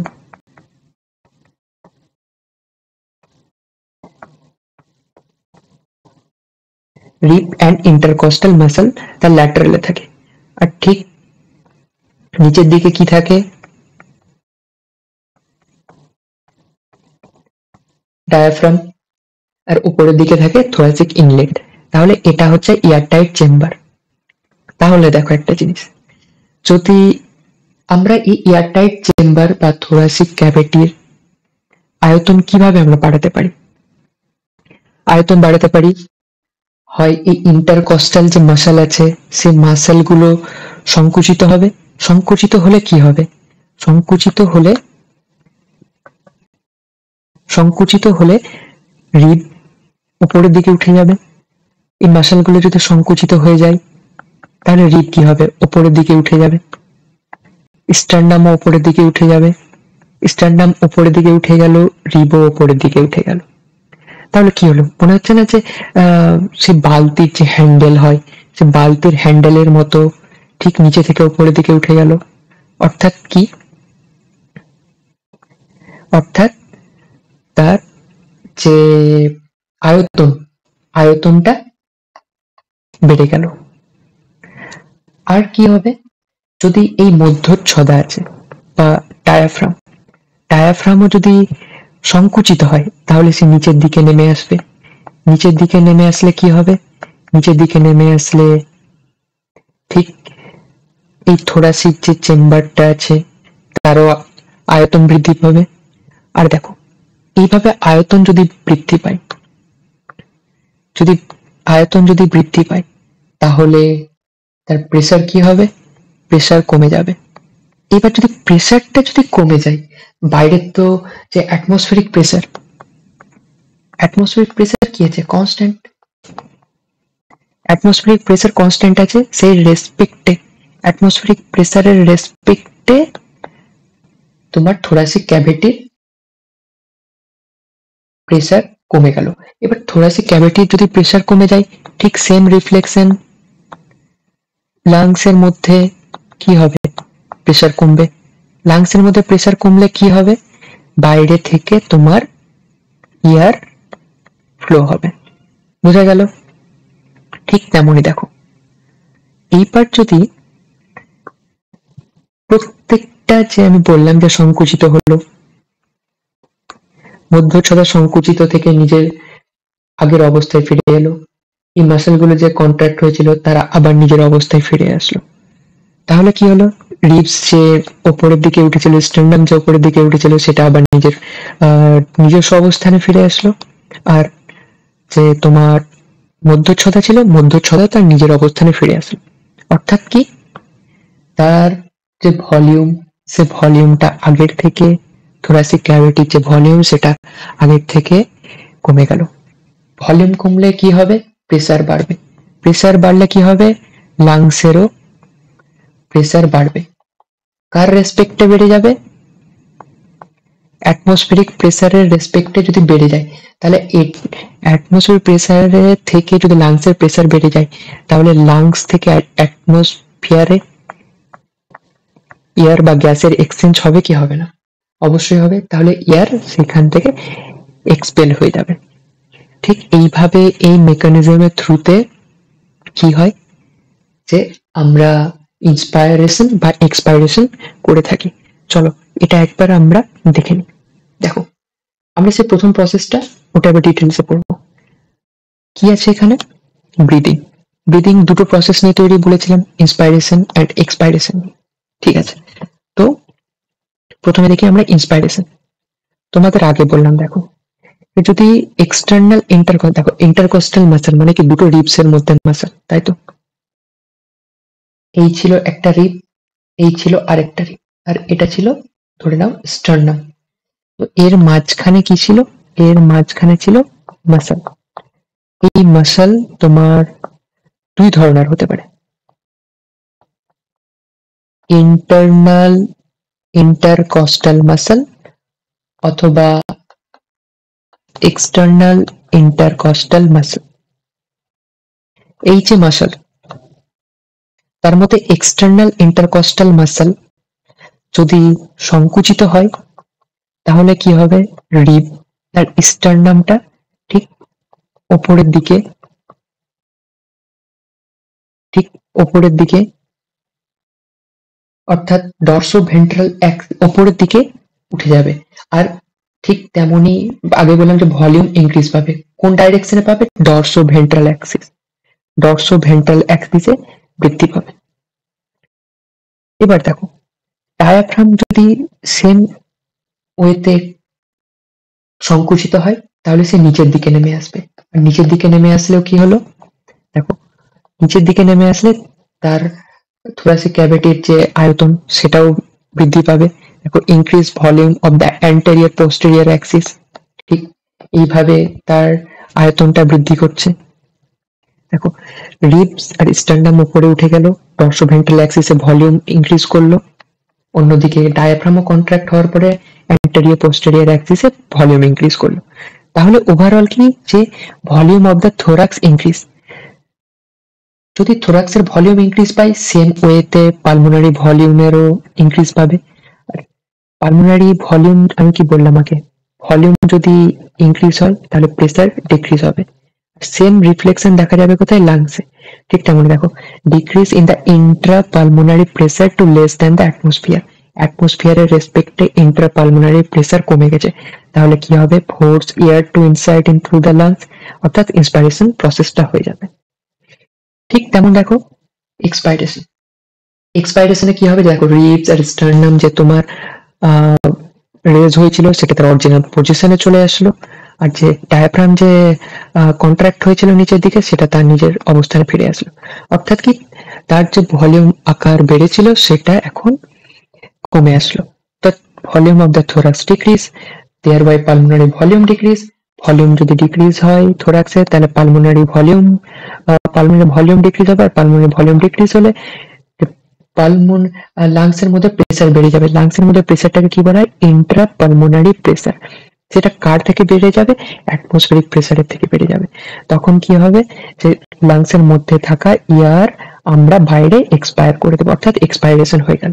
তাহলে দেখো যে ইন্সপাইরেশন করার সময় আমাদেরকে মাসেলকে কন্ট্রাকশন করতে হচ্ছিল। তাহলে কি, যে সেটা ইন্সপাইরেশন হচ্ছে তোমার অ্যাক্টিভ প্রসেস, আর এক্সপাইরেশন হচ্ছে প্যাসিভ প্রসেস। তাহলে দেখো যে আমরা ইন্সপাইরেশন করলাম, এক্সপাইরেশন করলাম। একটা হেলদি হিউম্যান পার মিনিটে 12 থেকে 16 টাইম তোমার ইন্সপাইরেশন বা এক্সপাইরেশন করতে পারে। ঠিক আছে, দেখো আমরা কখনো কখনো আমাদের যে ইন্সপাইরেশন এক্সপ্রেশন এটার যে রেট সেটা আমরা বাড়াতে পারি। তার জন্য কি, যে আমাদের কিছু অ্যাডিশনাল মাসেল দরকার। যেমন দেখো এখানে এক্সটার্নাল ইন্টারকস্টাল মাসেল ইনভলভ ছিল, ঠিক তেমনি আমাদের যে অ্যাবডোমেন আছে, অ্যাবডোমেনের কিছু মাসেল আর হচ্ছে ইন্টারনাল ইন্টারকস্টাল মাসেল, ঠিক আছে, সেইগুলো আমাদেরকে একটা এক্সট্রা বেনিফিট দেয় ব্রিদিং রেটটাকে বাড়ানোর জন্য। আর এমনি নর্মাল কন্ডিশনের ক্ষেত্রে ইন্টারকস্টাল মাসেল আর ডায়াফ্রাম হেল্প করে এই প্রেসার গ্রেডিয়েন্টটাকে ক্রিয়েট করার জন্য। তাহলে এই পর্যন্ত বোঝা গেল যে ইন্সপাইরেশন এক্সপাইরেশন প্রসেসটা কি হয়। আর এই যে আমরা ইন্সপায়ার বা এক্সপায়ার করছি সেটা আমরা স্পাইরোমেট্রির সাহায্যে আমরা সেটাকে মেজার করতে পারি, কতটা ভলিউম আমরা ইন্সপায়ার বা এক্সপায়ার করছি, যেটা আমাদের ডিফারেন্ট টাইপ ক্লিনিক্যাল কোরিলেশনের ক্ষেত্রে কাজে লাগে। তাহলে এসো এবার আমরা দেখে নিই যে স্পাইরোগ্রাম। স্পাইরোমেট্রির সাহায্যে আমরা কি বললাম, স্পাইরোমেট্রির সাহায্যে আমরা যে কতটা পরিমাণ ভলিউম এয়ার আমরা ইন করছি ইয়া আউট করছি সেটা আমরা জানতে পারবো। তাহলে এখানে দেখো যে আমরা নর্মালি যে ইন্সপায়ার বা এক্সপায়ার করি একদম নর্মালি, সেটা দেখানো হলো। আমরা প্রথমে কি করলাম, ইন্সপায়ার করলাম, তারপরে কি করলাম, এক্সপায়ার করে দিলাম। তাহলে এই যে এই ভলিউমটাকে বলা হয় তোমার টাইটাল ভলিউম। নর্মালি যে ইন্সপাইরেশন বা এক্সপাইরেশন করি সেটার অ্যামাউন্ট হচ্ছে 500 ml। আমরা 500 ml পর্যন্ত ইন্সপায়ার বা এক্সপায়ার করতে পারি। তাহলে 1 মিনিটে আমরা কতটা করব, দেখো 1 মিনিটে আমরা 12 থেকে 16 বার ইন্সপাইরেশন বা এক্সপাইরেশন করতে পারি। তাহলে সেটাকে যদি আমি 500 ml দিয়ে আমি গুণ করি, তাহলে এটা অ্যাপ্রক্স 600 ml পর্যন্ত আসবে। এটা হচ্ছে তোমার নর্মালি আমরা যে এয়ারটাকে ইন বা আউট করি। তারপরে দেখো আমরা নর্মালি ইন্সপায়ার করলাম, এক্সপায়ার করলাম, ইন্সপায়ার করলাম, এক্সপায়ার করলাম, ইন্সপায়ার করলাম, এক্সপায়ার করলাম, ঠিক নর্মাল ইন্সপায়ার করলাম, নর্মাল যতটা ইন্সপায়ার করার করলাম, নর্মালি ইন্সপায়ার করার পরে আরো কতটা ফোর্স ইন্সপাইরেশন করতে পারি, এইটুকুকে বলা হয় ইন্সপাইরেটরি রিজার্ভ ভলিউম। তাহলে টাইটাল ভলিউমটা কি ছিল, আমরা নর্মালি ইন্সপায়ার করছি, তারপরে নর্মাল ইন্সপায়ার করার পরে আর কতটা ভলিউম আমরা লাংসের মধ্যে নিতে পারবো ইন্সপিরেশনের থ্রুতে, সেটা হচ্ছে ইন্সপিরেটরি রিজার্ভ ভলিউম। তার পরিমাণ হচ্ছে 2.5 লিটার থেকে 3 লিটার বা 2500 থেকে 3000 ml পর্যন্ত আমরা ইন্সপায়ার করতে পারি নর্মাল ইন্সপিরেশনের পরে। তারপরে দেখো আমরা নর্মালি এক্সপাইরেশন করার পরে আরো কতটা ফোর্স দিয়ে আমরা এক্সট্রা যে লাংসের মধ্যে এয়ার আছে সেটাকে আমরা বের করে দিতে পারবো, সেটা ঠিক হচ্ছে এক্সপাইরেটরি রিজার্ভ ভলিউম। এর পরিমাণ হচ্ছে 1 লিটার টু 1.1 লিটার বা 1000 to 1100 ml। এটা হচ্ছে এক্সপাইরেটরি রিজার্ভ ভলিউম।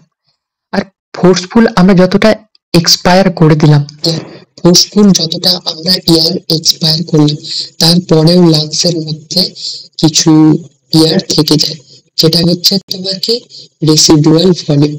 এর পরিমাণ হচ্ছে 1.1 লিটার থেকে 1.2 লিটার বা 1100 ml থেকে 1200 ml, যেটা হচ্ছে ডেসিবেল ভলিউম।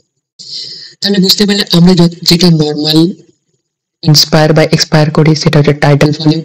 নর্মাল ইন্সপিরেশন করার পরে এক্সট্রা যে পরিমাণ ভলিউম আমরা নিতে পারি সেটা হচ্ছে ইন্সপিরেটরি রিজার্ভ ভলিউম। ইন্সপিরেটরি রিজার্ভ ভলিউমের পরে আমরা নর্মালি এক্সপায়ার করলাম। নর্মালি এক্সপায়ার করার পরে এক্সট্রা পরিমাণ যে আমরা ফোর্স দিয়ে এয়ারকে এক্সপায়ার করব সেটা হচ্ছে এক্সপায়ারটরি রিজার্ভ ভলিউম। আর এক্সপাইরেশন ফোর্সফুলি এক্সপাইরেশন করার পরে যে পরিমাণ এয়ার আমাদের থেকে গেল লাংসের মধ্যে, যে পরিমাণ লাংসের মধ্যে এয়ার থেকে গেল সেটা হচ্ছে আমাদের রেসিডুয়াল ভলিউম। তাহলে এটা হচ্ছে কিছু ভলিউম। এবার দেখো এইসব ভলিউম গুলোকে মিক্স আপ করে আমরা ক্যাপাসিটি তৈরি করতে পারবো, ঠিক আছে। তাহলে দেখো প্রথমে দেখি ইন্সপায়ারেটরি ক্যাপাসিটি। ইন্সপায়ারেটরি ক্যাপাসিটি হচ্ছে সেই ক্যাপাসিটিটা যেটা টোটাল যে পরিমাণ আমরা air normal inspiration and force ইন্সপিরেশনের থ্রুতে আমরা লাংসের মধ্যে অ্যাকোমোডেট করতে পারি, সেটা হচ্ছে ইন্সপায়ারেটরি ক্যাপাসিটি। ঠিক তেমনি ভাইটাল ক্যাপাসিটি হচ্ছে ফোর্সফুল এক্সপ্রেশন করার পরে ফোর্সফুল ইন্সপিরেশন করলে যে পরিমাণ যে এয়ার আমাদের লাংসের মধ্যে তোমার অ্যাকোমোডেট হবে সেটা হচ্ছে ভাইটাল ক্যাপাসিটি। আর একদম ফোর্স ইন্সপিরেশন করার পরে যে পরিমাণ বায়ু বা এয়ার আমাদের লাংসের মধ্যে অ্যাকোমোডেট হবে, অর্থাৎ inspiratory reserve volume, tidal volume, expiratory reserve volume, residual volume, সেটা হচ্ছে টোটাল লাংস ক্যাপাসিটি। তাহলে আমরা দেখলাম এখানে যে বিভিন্ন ধরনের ভলিউম আর হচ্ছে ক্যাপাসিটি। তাহলে দেখো আমরা এতক্ষণ পর্যন্ত দেখলাম যে আমরা ব্রিদিং করলাম কিভাবে, তাই তো। এবার ব্রিদিং করার পরে যে অক্সিজেন রিচ এয়ার সেটা এসেছে অ্যালভিউলার ক্যাভিটিতে। এবার অ্যালভিউলার ক্যাভিটি থেকে তোমার এক্সচেঞ্জ হবে। এবার আমরা দেখবো এই সেকেন্ড পার্টটা, এক্সচেঞ্জ। তাহলে দেখা যাক এক্সচেঞ্জ কিভাবে করে। দেখো তাহলে অক্সিজেন রিচ এয়ার কোথায় আসলো? অ্যালভিউলাই। অ্যালভিউলাই থেকে এবার যাবে তোমার ব্লাড ভেসেলে। তো ব্লাড ভেসেলে যাওয়ার আগে তোমাকে কি কি ক্রস করতে হবে? দেখো প্রথমে একটা লেয়ার দেখতে পাচ্ছ, তাই না? এটা অ্যালভিউলার সেল দিয়ে তৈরি। এই অ্যালভিউলার সেলগুলোকে বলা হয় নিউমোসাইট। অ্যালভিউলার যে নিউমোসাইট সেটা হতে পারে নিউমোসাইট 1, নিউমোসাইট 2, এমনকি নিউমোসাইট 3 পর্যন্ত হতে পারে। তো আমরা এখানে দুই টাইপেরই দেখবো। এখানে নিউমোসাইট বলা হয় এইগুলোকে।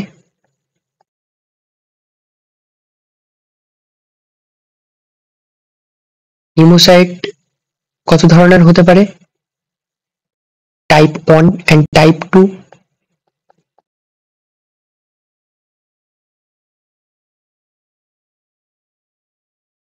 টাইপ 1 এর কাজ কি? Mainly pneumocyte type 1 gaseous exchange করে, আর নিউমোসাইট টাইপ 2 সারফ্যাক্ট্যান্ট রিলিজ করে,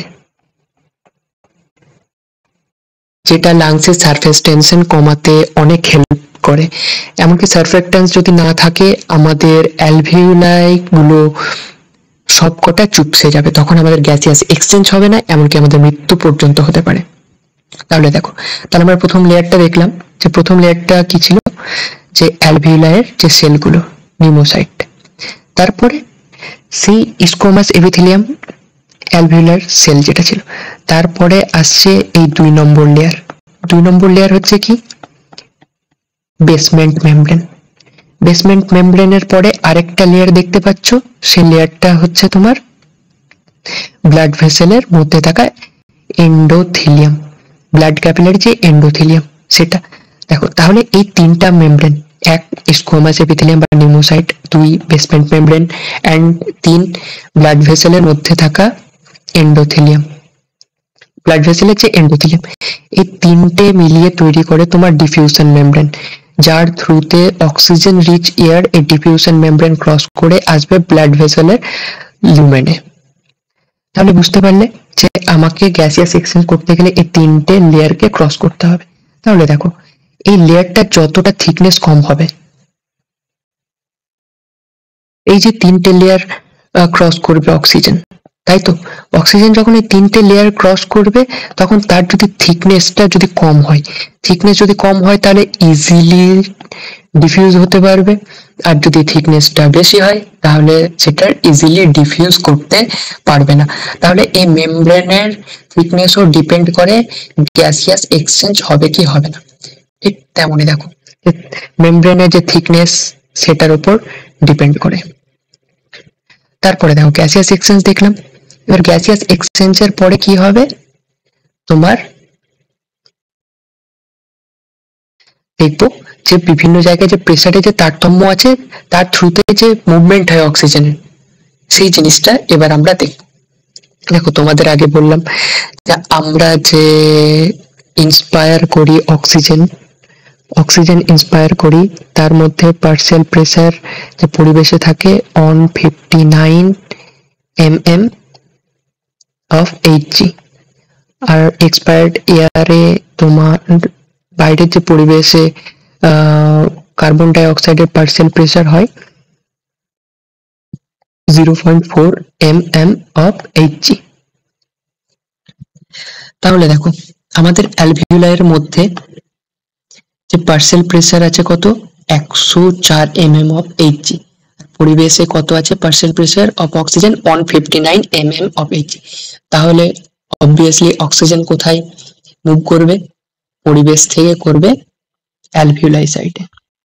আর ঠিক তেমনই কার্বন ডাই অক্সাইডের পার্শিয়াল প্রেসার হচ্ছে কত 40 mm অফ Hg অ্যালভিউলাই, আর পরিবেশে আছে 0.4 mm অফ Hg।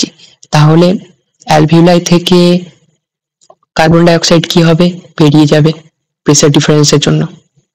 তারপরে আসো দেখো কি হলো, অক্সিজেন এসে পৌঁছালো অ্যালভিউলাই, আর এখানে আছে ব্লাড ভেসেল। ব্লাড ভেসেল থেকে অক্সিজেন যখন আসবে তখনই অক্সিজেনেটেড ব্লাড ফর্ম করবে। অক্সিজেনেটেড ব্লাডে তাহলে কি হবে, যে অক্সিজেনের পরিমাণ বাড়বে।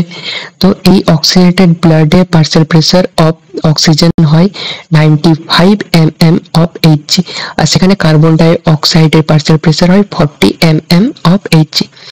কিন্তু ঠিক টিস্যু সাইটে কি হয়, টিস্যু সাইটে বেশি পরিমাণে কার্বন ডাই অক্সাইড তৈরি হয়।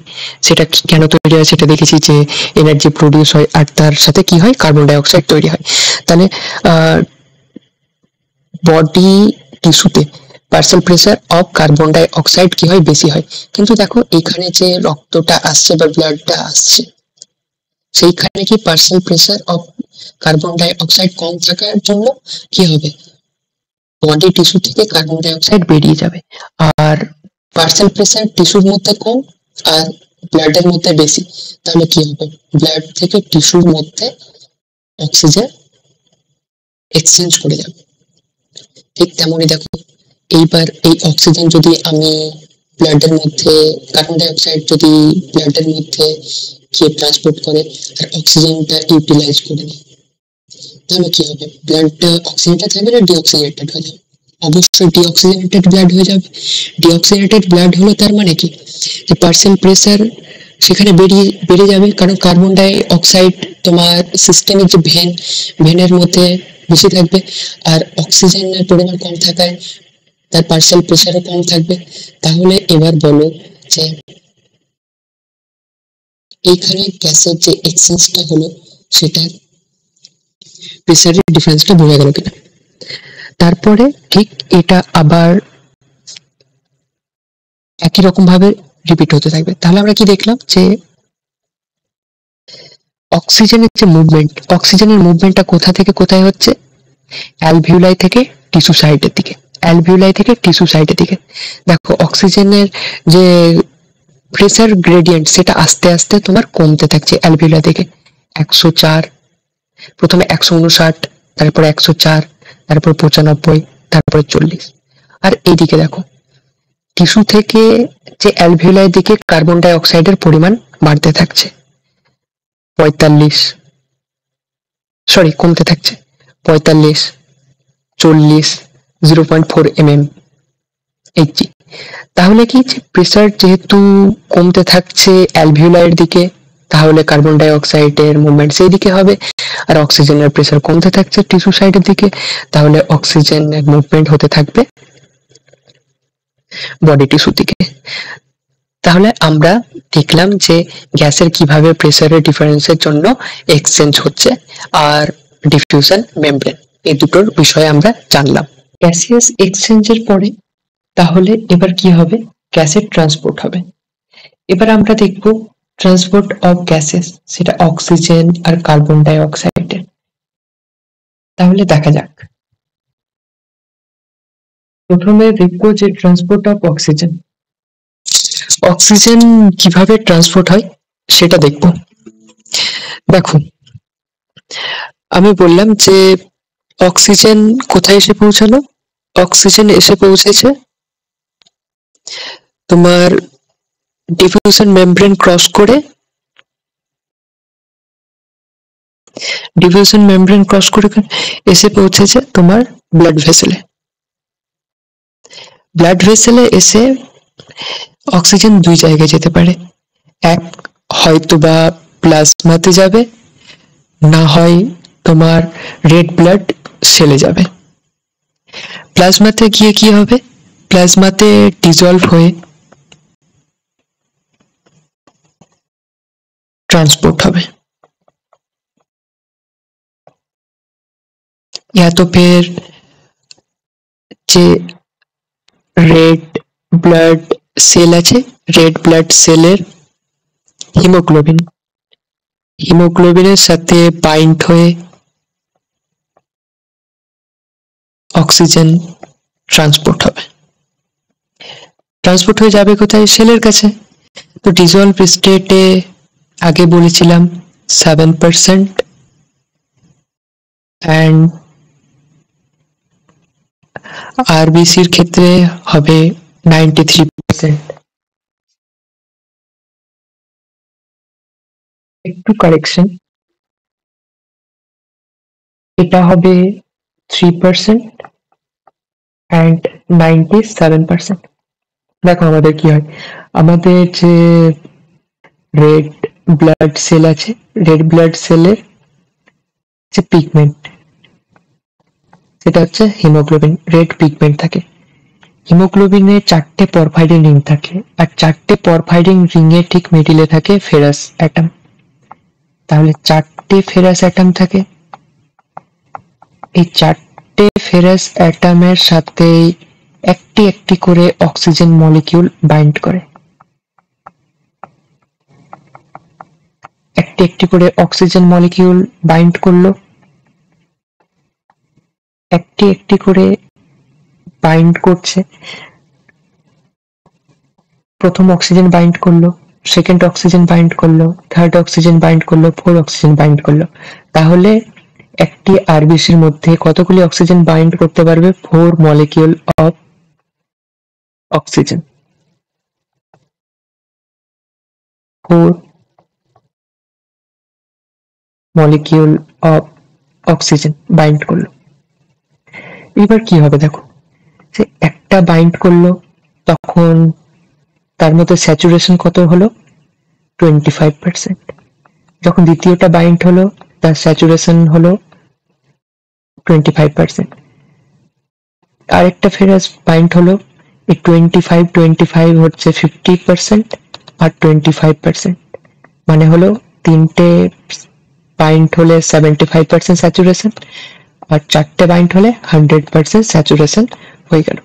দেখো প্রথম যে অক্সিজেনটা বাইন্ড করে হিমোগ্লোবিনের সাথে সেটা অনেক স্লো বাইন্ড করে, আর একবার অক্সিজেন বাইন্ড হয়ে গেলে তারপরে যে বাইন্ড প্রসেসটা সেটা অনেকটাই ইজি হয়, মানে কি এটা কোঅপারেটিভ বাইন্ডিং হয়। তাহলে এটুকুতেই আমরা জানলাম যে অ্যালভিওলাই যে অক্সিজেনটা আসলো সেটা ডিফিউশন মেমব্রেন ক্রস করে হয় সেটা ট্রান্সপোর্ট হবে ডিজলভ স্টেটে প্লাজমা, সেটা হবে 3%, ইয়াতপের ট্রান্সপোর্ট হবে আরবিসির মধ্যে থাকা যে রেড পিগমেন্ট হিমোগ্লোবিন তার সাথে বাইন্ড হয়ে ট্রান্সপোর্ট হবে। আর এই যে অক্সিজেন অ্যাটাচ হয় সেটা হচ্ছে স্যাচুরেশন হওয়া, আর সেটা যখন 4টে স্যাচুরেশন হয়ে যাবে তখন সেটা হচ্ছে 100% স্যাচুরেশন। দেখো এবার একটা খুব ইম্পর্টেন্ট গ্রাফে আসি, যে গ্রাফটা হচ্ছে যে অক্সিজেন ডিসোসিয়েশন কার্ভ বলা হয়। মানে কি, যে এটা হচ্ছে percentage of saturation of haemoglobin with oxygen, ওই সেই অক্সিজেন বাইন্ডটা কতটা হচ্ছে আর কতটা পার্সিয়াল প্রেসারে বাইন্ড হচ্ছে। দেখো অক্সিজেনের যে বাইন্ডিং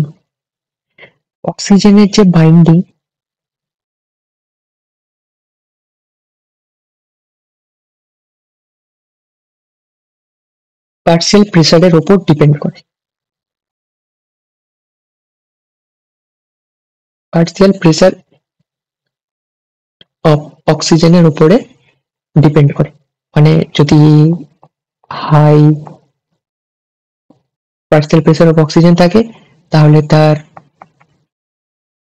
বাইন্ডিংও হাই হবে, আর যদি low partial pressure of oxygen থাকে তাহলে তার বাইন্ডিংও লো হবে। শুধু পার্সিয়াল প্রেসার নয়, আরো অনেক কিছু ফ্যাক্টর আছে যা অক্সিজেন সাথে হিমোগ্লোবিনের বাইন্ডিংটা এফেক্ট করে। এগুলো আমরা ঠিক পরে আস্তে আস্তে জানতে থাকবো, যখন কার্বন ডাই অক্সাইড ট্রান্সপোর্ট করবো তখন ব্যাপারগুলো আরো অনেক ক্লিয়ার হয়ে যাবে। তো দেখো এবারে এই গ্রাফটাকে আমি এক্সপ্লেন করি।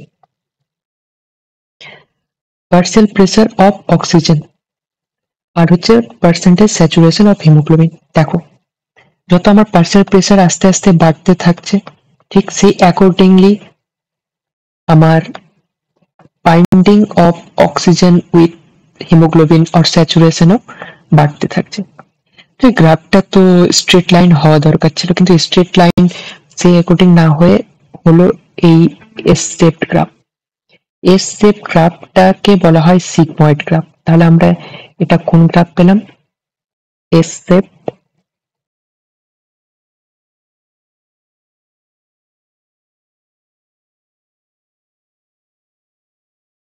Sigmoid graph. এটা কেন হয় সিগময়েড গ্রাফ?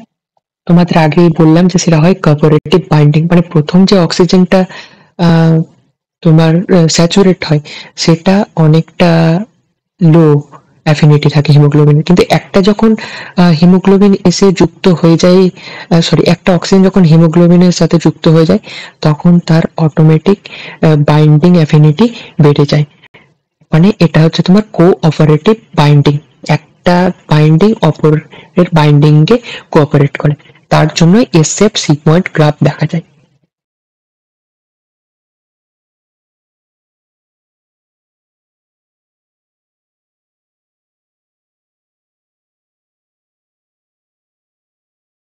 তাহলে দেখো কি হচ্ছে এই জায়গায়, এই জায়গায়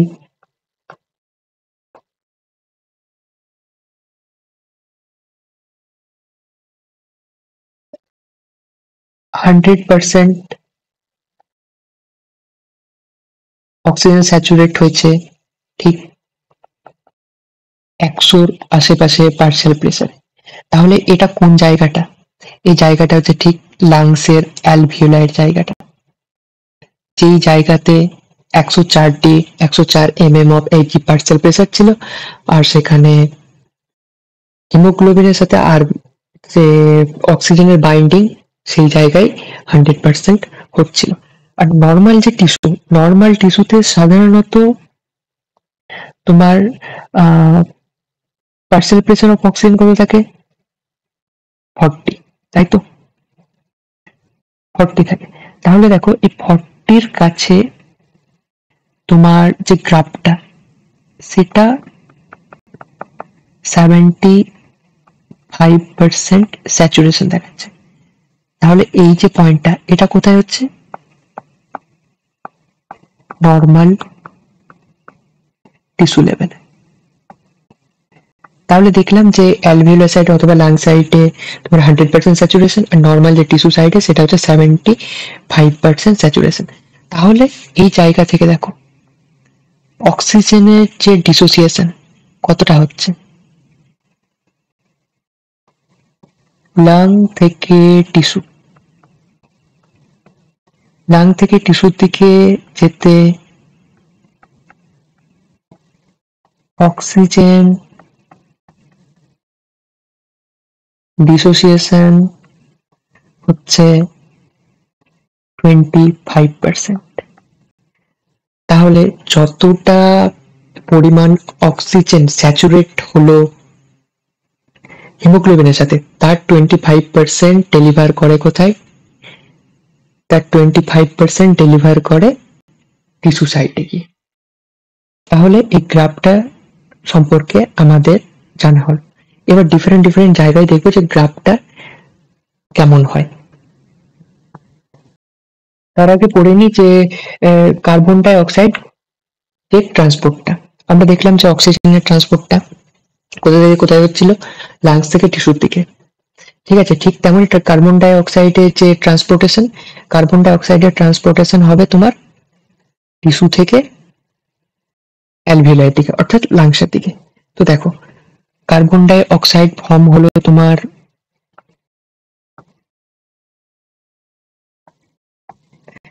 carbon die oxide metabolic রিয়াকশনে form হলো টিস্যুতে, তারপরে টিস্যু থেকে কোথায় আসছিল, ব্লাড ভেসেলে আসছিল।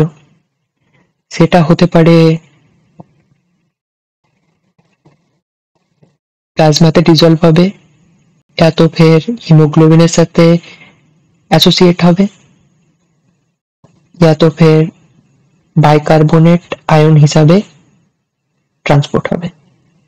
তাই তো দেখো, তাহলে কার্বন ডাই অক্সাইড যে ডিজলভ স্টেটে ছিল,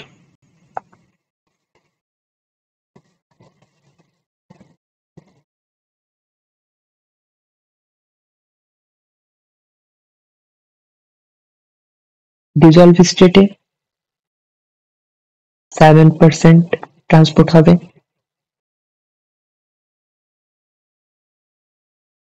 হিমোগ্লোবিনের সাথে 20 থেকে 25% ট্রান্সপোর্ট হবে, আর অ্যাজ এ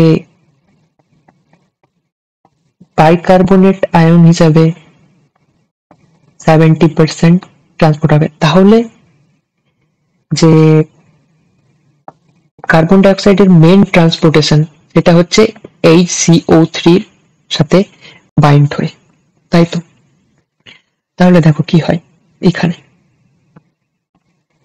এখানে আমি একটা নিলাম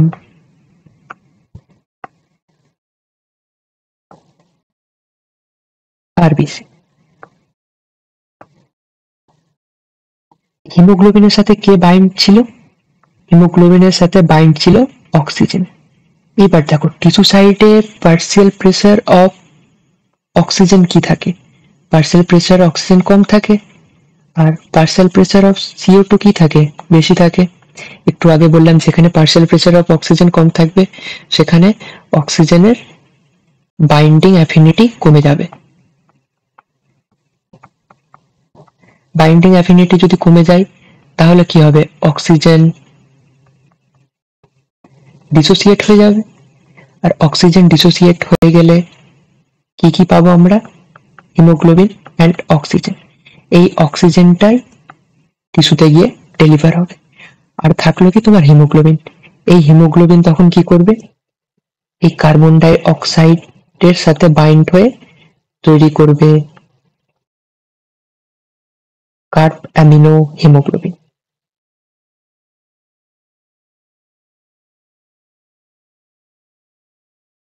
কার্ব অ্যামিনো হিমোগ্লোবিন। আমি আরেকটা আরবিসি,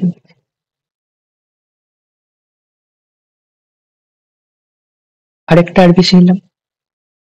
এবার দেখো কার্বন ডাই অক্সাইড যে আছে, কার্বন ডাই অক্সাইড সেটা হাইড্রোজেনের সাথে যুক্ত হয়ে কার্বনিক অ্যানহাইড্রেজ এনজাইমের উপস্থিতিতে H2CO3 ফর্ম করে। এই H2CO3 আবার ডিসোসিয়েট হয়ে যায় H+ and HCO3-। এই HCO3- তখন সেলের বাইরে আসে, আর যেহেতু একটা নেগেটিভ চার্জ সেলের বাইরে আসছে, ঠিক তেমনি একটা নেগেটিভ চার্জ তোমার সেলের মধ্যে দিতে হবে। তো এখানে যাই কে ক্লোরাইড। আমরা দেখো এখানে ক্লোরাইডের শিফট হচ্ছে না, যে একটা নেগেটিভ চার্জ আসলো আর একটা নেগেটিভ চার্জ সেলের মধ্যে দিল, কারণ আমাকে সেলের মধ্যে ইলেকট্রিক্যাল নিউট্রালিটি তো মেনটেন রাখতে হবে। তো তার জন্য এইখানে একটা ক্লোরাইড ইন করে সেলের মধ্যে। এই প্রসেসটাকে বলে ক্লোরাইড শিফট। তাহলে আমরা এখানে কি পেলাম দেখো, কার্বন ডাইঅক্সাইড ডিজলভ হয়ে ট্রান্সপোর্ট হতে শুরু করলো, কার্বন ডাইঅক্সাইড হিমোগ্লোবিনের সাথে ডিজলভ হয়ে ট্রান্সপোর্ট হতে শুরু করলো, কার্বন ডাইঅক্সাইড HCO3 হয়ে ডিজলভ হয়ে ট্রান্সপোর্ট হতে শুরু করলো 70%। তাহলে যেই আরবিসিটা হিমোগ্লোবিন এর সাথে বাইন্ড হয়ে অক্সিজেন নিয়ে এসেছিল, সেটা তো টিস্যু সাইডে ডেলিভার করলো। কেন ডেলিভার করলো? কারণ সেখানে পার্শিয়াল প্রেসার অক্সিজেন কম, বাইন্ডিং অ্যাফিনিটি কম, আর অক্সিজেন ডিসোসিয়েট হয়ে গেল। আর সেখানে partial pressure of carbon dioxide বেশি আছে বলে হিমোগ্লোবিনের যে বাইন্ডিং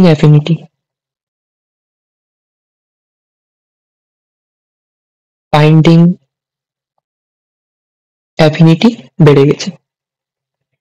তখন সে কি করলো, হিমোগ্লোবিনের সাথে বাইন্ড হয়ে গেল, আর সেটা কার্বামিনো হিমোগ্লোবিন হয়ে ট্রান্সপোর্ট হতে শুরু করলো। ট্রান্সপোর্ট হয়ে আসবে কোথায়? ঠিক যেমন ওটা অ্যালভিউলার থেকে লাংসের দিকে এসেছিল, এবার যাবে লাংস থেকে আবার অ্যালভিউলাইয়ের দিকে। তাহলে এবার আসা যাক অ্যালভিউলাইয়ের দিকে। সেখানে কি ছিল?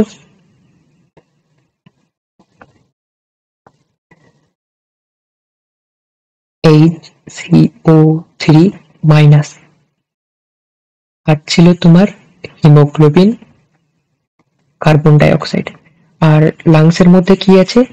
অক্সিজেন আছে প্রচুর পরিমাণে। তাহলে পার্শিয়াল প্রেসার অফ অক্সিজেন অনেক বেশি, আর partial pressure of carbon dioxide lung সাইডে কম হয়, এটা আমরা জানি, তাই তো? তাহলে কি হবে এখানে? হিমোগ্লোবিন আর কার্বন ডাই অক্সাইড আবার ডিসোসিয়েট হয়ে যাবে,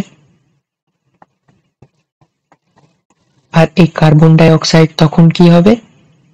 লাংসের দিকে সিম্পলি ডিফিউজ হয়ে যাবে। HCO3 যেটা আছে, দেখো HCO3 সেটা আবার কার্বনিক অ্যানহাইড্রেজ এনজাইমের উপস্থিতিতে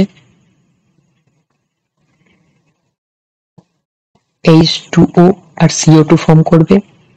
এটাও তোমার লাংসের দিকে মানে অ্যালভিউলায় থেকে দেহের বাইরে বেরিয়ে যাবে।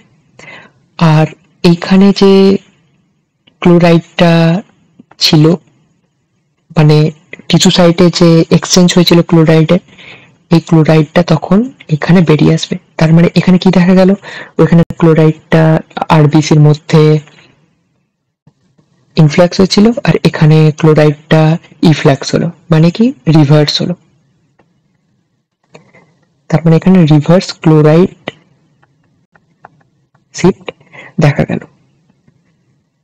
তাহলে দেখো কি বুঝতে পারলে এখানে? এখানে একটাই জিনিস, যে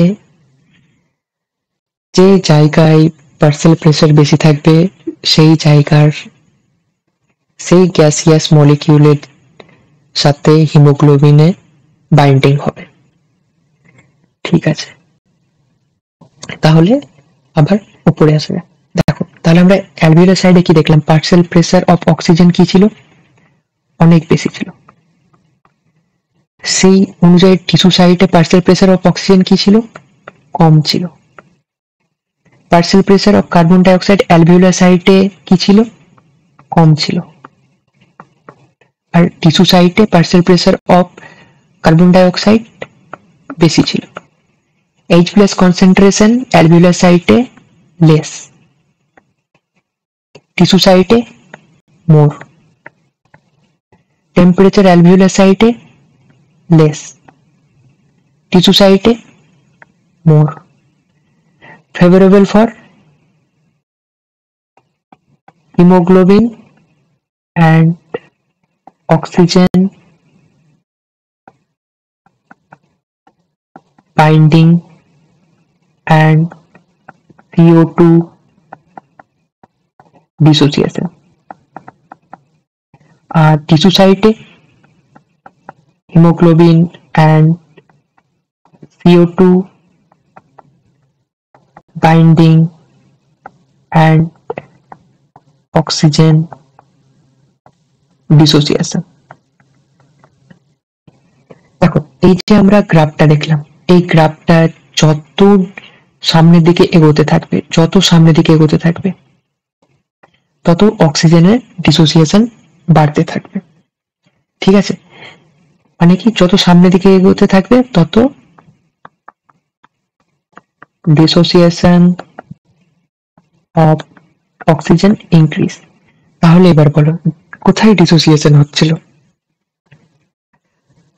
অক্সিজেন কোথায় ডিসোসিয়েট হচ্ছিল? হিমোগ্লোবিন থেকে। অবভিয়াসলি টিস্যু সাইটে ডিসোসিয়েট হচ্ছিল। তার মানে বলা যায় যে কোন একটা গ্রাফ যদি রাইট সাইডে শিফট হয়, তাহলে রাইট শিফটের ক্ষেত্রে কি দেখতে পাবো? Dissociation of oxygen. আর রাইট শিফট গ্রাফ কোথায় দেখতে পাবো? রাইট শিফট গ্রাফ আমরা দেখতে পাবো টিস্যু সাইডে। আর অ্যালভিউলার সাইডে কি হচ্ছিল? যে অক্সিজেনের অ্যাসোসিয়েশন হচ্ছিল, তাই তো। অক্সিজেনের যদি পেছনের দিকে আসতে থাকে গ্রাফটা, সেটা কি বোঝায়? Association of oxygen.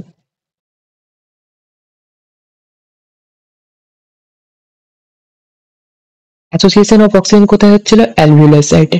তাহলে অ্যালভিউলার সাইডে আমরা গ্রাফের রাইট শিফট দেখবো না লেফট শিফট? তাহলে আমরা সেটা লেফট শিফট দেখতে পাবো। তাহলে এটা হচ্ছে এই পুরো গ্রাফের এক্সপ্লেনেশন। তাহলে আবার এসো এবার দেখে নিই অ্যালভিউলার সাইডে তাহলে কি দেখতে পাবো আমরা গ্রাফের? অ্যালভিউলার সাইডে আমরা দেখতে পাবো গ্রাফের লেফট শিফট হয়েছে, আর ঠিক কিছু সাইডে দেখতে পাবো গ্রাফের রাইট শিফট হয়েছে। তাহলে এটা বোঝা গেল।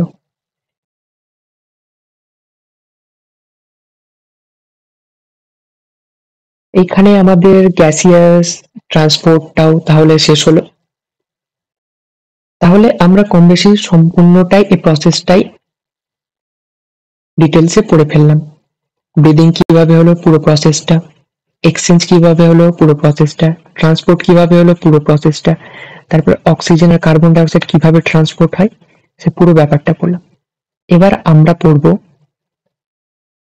এই পুরো প্রসেসটাকে আমরা কিভাবে রেগুলেট করব, আর পড়বো যে আমাদের যে রেসপিরেটরি সিস্টেম সেই সিস্টেমের কিছু ডিজিজ কন্ডিশন।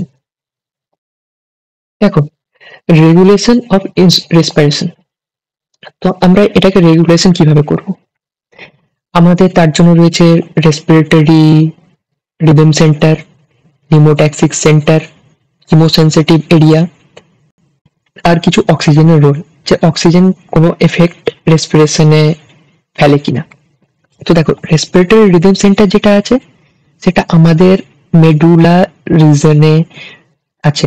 আমাদের যে ব্রেনের মেডুলার রিজন আছে, মেডুলার রিজনে থাকে কি আমাদের রেসপিরেটরি রিদম সেন্টার। এটা হচ্ছে সেই প্রাইমারি সেন্টার যেটা রেসপিরেটরি রিদমকে রেগুলেট করে। তাহলে এটা মনে থাকবে যে মেডুলা হচ্ছে আমাদের primary respiratory rhythm centre. Next pneumotaxic centre. Pneumotaxic centre কোথায় থাকে? পন্স। মনে রাখবে P P P and P, মানে কি নিমোট্যাক্সিক সেন্টার কোথায় আছে? পন্স রিজনে, যেটা আমাদের কি করে ইন্সপাইরেশনের ডিউরেশনকে কমিয়ে দেয়, মানে সুইচ অফ সেন্টার। আরেকটা তৃতীয় যেটা আমাদের রেগুলেশন করে সেটা হচ্ছে কেমোসেন্সিটিভ এরিয়া। মানে কি কেমোসেন্সিটিভ মানে কেমিক্যালকে সেন্স করবে। কি কি কেমিক্যাল সেন্স করবে? Carbon dioxide and H+ ion, এই দুটো আয়নকে সেন্স করবে। আর এটা লোকেশনটা কোথায় আছে? লোকেশনটা হচ্ছে আমাদের যে aortic art and carotid body, সেই সব জায়গায় এই কেমোসেন্সিটিভ এরিয়াগুলো থাকে। আর হচ্ছে অক্সিজেন রোল। রেসপিরেশনের ক্ষেত্রে কোনো তেমন অক্সিজেনের রোল থাকে না, মানে insignificant role in the regulation of the respiratory rhythm centre. তাহলে আমরা এটা রেগুলেশন কিভাবে করব? রেসপিরেটরি রিদম সেন্টার সেটা কোথায় থাকে? মেডুলাতে থাকে। নিউমোট্যাক্সিক সেন্টার বা সুইচ অফ সেন্টার সেটা হচ্ছে পন্স রিজনে থাকে। আর যেটা আমাদের কি করে, reduce the duration of the inspiration. Chemosensitive area, chemosensitive area কি আছে সেটাও আমাদের কি সেন্স করে? CO2 and H+। আর অক্সিজেনের তেমন কোনো রোল থাকে না। এবার আসো কিছু ডিসঅর্ডারে। দেখো, ডিসঅর্ডারে পড়বো আমরা অ্যাজমা, এমফাইসিমা অ্যান্ড কিছু অকুপেশনাল রেসপিরেটরি ডিজিজ। প্রথমে আসি অ্যাজমাতে। অ্যাজমাতে কি হয় যে আমাদের যে ব্রঙ্কাই, ব্রঙ্কিওল যে থাকে, ব্রঙ্কাই অ্যান্ড ব্রঙ্কিওল থাকে, তার ইনফ্ল্যামেশন হয়।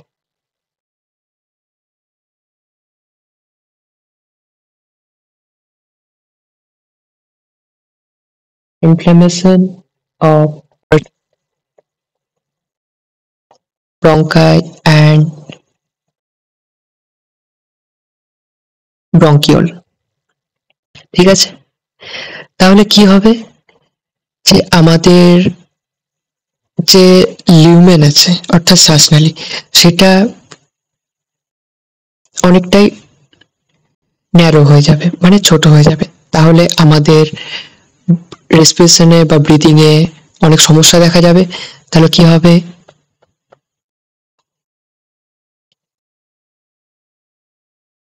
ডিফিকাল্টি ইন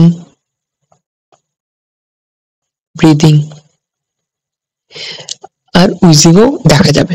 তাহলে এটা হচ্ছে অ্যাসমা, হচ্ছে inflammation of the bronchi and bronchiole. এবার দেখো এমফাইসেমিয়াতে কি হয়? এমফাইসেমিয়াতে মেনলি কজ হচ্ছে স্মোকিং। স্মোকিং এর থ্রুতে কি হয় যে আমাদের যে সেপ্টা অল আছে, অ্যালভিউলার অল, সেটা ডিস্ট্রয় হয়ে যায়। ডিস্ট্রাকশন হলে কি হবে? লাংসের যে সারফেস এরিয়া আছে,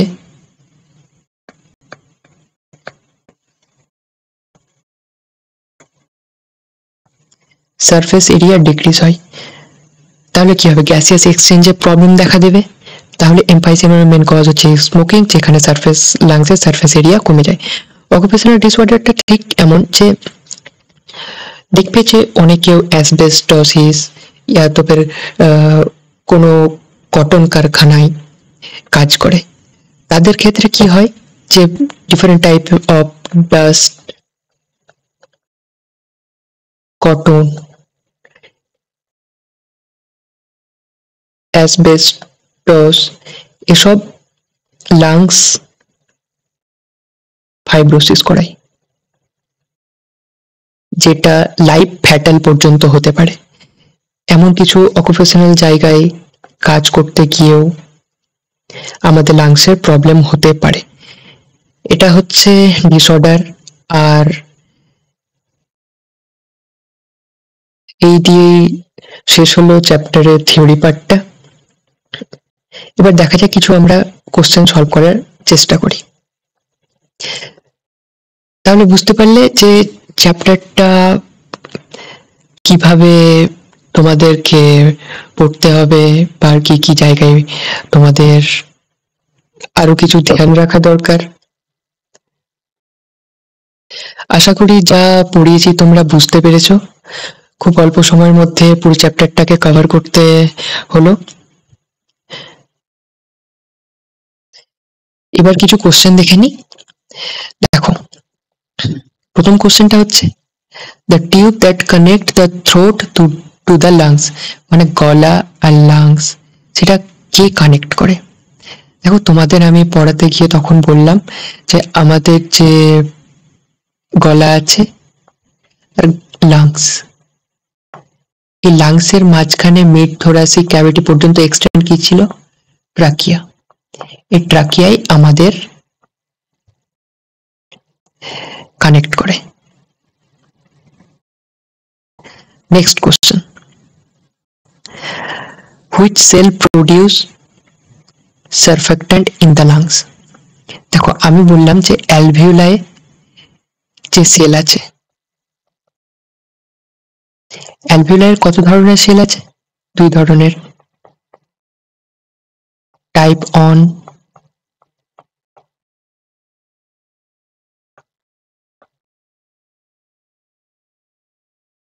pneumocyte and type two pneumocyte. Type one নিউমোসাইটের কাজ কি ছিল? Exchange of gases. And type two নিউমোসাইটের কাজ ছিল সারফেক্ট্যান্ট রিলিজ করা। তাহলে এটার অ্যান্সার কি হবে? এটার অ্যান্সার হবে টাইপ টু অ্যালভিওলার সেল বা টাইপ টু নিউমোসাইট। আসি next question, oxygen carrying pigment in the red blood cell. দেখো তোমাদের আমি ছবি এঁকে বোঝালাম যে যে রেড ব্লাড সেল আছে, রেড ব্লাড সেলের কাছে যে রেড পিগমেন্ট সেটা ছিল হিমোগ্লোবিন, যার সাথে অক্সিজেন, চারটে মলিকিউল অফ অক্সিজেন বাইন্ড করছিল। তাহলে এই ক্ষেত্রে উত্তরটা কি হবে? হিমোগ্লোবিন। আসি next question, volume of air left in the lungs after normal exhalation is called। দেখো এখানে কি বলছে যে volume of air left lungs after normal exhalation. দেখো কি হয়েছিল যে আমরা কি করছিলাম, নর্মাল ইনহেলেশন করছিলাম, নর্মাল এক্সহেল করছিলাম, তারপরে কতটা পরিমাণ এয়ার লাংসের মধ্যে ছিল, এতটা পরিমাণ কি ছিল? Tidal volume. নর্মাল এক্সহেলেশনের পরে যে আমরা ফোর্স এক্সহেলেশন করছিলাম সেটা হচ্ছিল ইআরভি। ইআরভির পরে আমাদের বাকি বেঁচে ছিল সেটা ছিল রেসিডুয়াল ভলিউম, অর্থাৎ ফোর্স এক্সপ্রেশন করার পরেও আমাদের কত পরিমাণ এয়ার আমাদের লাংসের মধ্যে ছিল সেটা ছিল তোমার রেসিডুয়াল ভলিউম। তাহলে বলছে যে নর্মাল এক্সহেলেশন ঠিক এতটা, নর্মাল এক্সহেলেশন করার পরে কতটা পরিমাণ এয়ার আমাদের লাংসের মধ্যে আছে। দেখো এই ক্ষেত্রে কি হবে যে এটার দুটো সাম আমাকে নিতে হবে, দুটো সাম কি ছিল? ক্যাপাসিটি, ইআরভি প্লাস আরভি, দুটো মিলিয়ে ছিল ফাংশনাল রেসিডুয়াল ক্যাপাসিটি। তাহলে অ্যান্সার কোনটা হচ্ছে? আচ্ছা তাহলে রেসিডুয়াল ভলিউমটাকে কেটে করো এফ আর সি, তাহলে অ্যান্সার হচ্ছে F R C. Next, the mechanism by which oxygen move from alveoli into the blood is called। কোন পদ্ধতির দ্বারা অক্সিজেন অ্যালভিওলাই থেকে ব্লাডের দিকে আসছিল? দেখো এই প্রসেস কোন প্রসেস ছিল? ডিফিউশন ছিল, সিম্পল ডিফিউশন। খুব ইজি ছিল কোশ্চেনটা। Next, which part of the brain stem control the rhythm of breathing. দেখো এই কোশ্চেনটা তোমার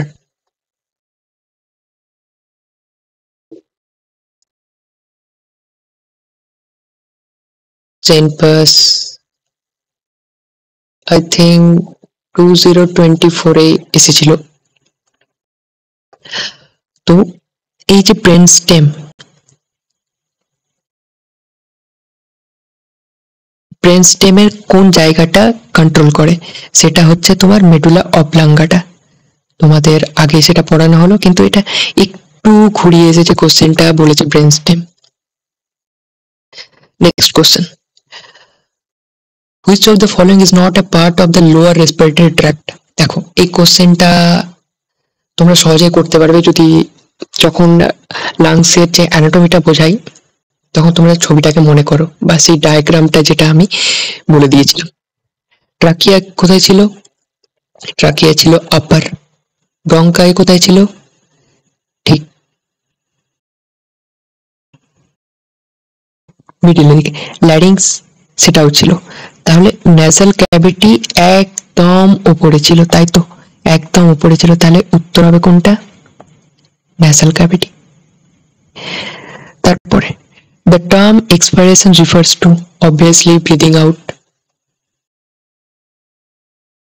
তারপরে carbon dioxide is mainly transported in the blood as, দেখো কার্বন ডাই অক্সাইড যখন ট্রান্সপোর্ট করে তখন 7% প্লাজমাতে ডিজলভ ছিল,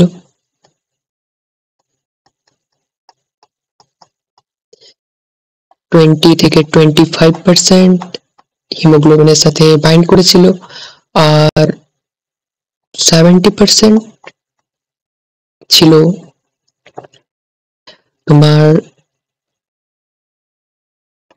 বাইকার্বনেট আয়ন হিসাবে, আর এটা ছিল কার্ব অ্যামিনো হিসেবে। তাহলে ম্যাক্সিমাম অ্যামাউন্ট কোনটা দাঁড়াচ্ছে? 70%, এটা বাইকার্বনেট আয়ন হিসেবে ছিল। তাহলে অ্যান্সার হচ্ছে C. Which respiratory disease is caused by the destruction of the alveolar wall? দেখো তোমাদের ছবি এঁকে বোঝালাম, এটা হচ্ছে এমফাইসেমা, যেটা সিগারেট স্মোকিং এর ক্ষেত্রে হয়ে থাকে। তারপর দেখো trachea divided into two main branches called primary bronchi.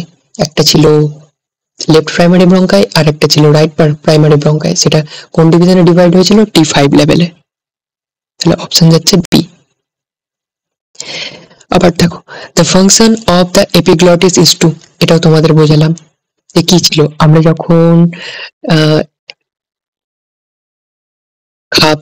খাদ্য গলাধঃকরণ করছি তখন তো সেটা গ্রাসনালীতে না গিয়ে শ্বাসনালীতে যেতে পারতো। তাহলে কি করবে? শ্বাসনালীকে সে ঢেকে দেবে। তাহলে এটা কি হচ্ছে? যে তোমার prevent food from entering the trachea. Option B.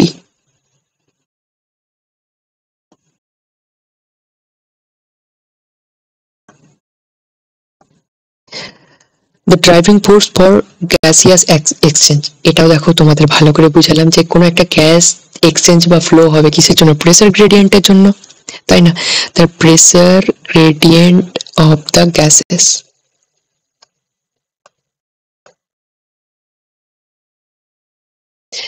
Next question, the amount of air forcibly exhaled after normal expiration is called, দেখো কি ছিল? আমরা নর্মালি ইন্সপায়ার করলাম, নর্মালি এক্সপায়ার করলাম, নর্মালি ইন্সপায়ার করার পর নর্মালি এক্সপায়ার করলাম, নর্মালি এক্সপায়ার করার ফলে ফোর্সফুলি এক্সপায়ার করলাম আফটার নর্মাল এক্সপাইরেশন। তাহলে এই যে অ্যামাউন্ট, এই যে টোটাল অ্যামাউন্ট ফোর্সিবলি যে এক্সেল করলাম নর্মাল টাইডাল ভলিউম বা এক্সপাইরেশনের পরে, এটাকে কি বলে? এক্সপাইরেটরি রিজার্ভ ভলিউম। তাহলে উত্তর হচ্ছে expiratory reserve volume. Next, the C-shaped cartilage ring in the trachea serve to, দেখো আমি যে ডায়াগ্রামটা তোমাদের বলে দিয়েছি কিন্তু সেখানে আমি বলতে ভুলে গেছি, কিন্তু লেখা আছে যে সি শেপড ট্রাকিয়া,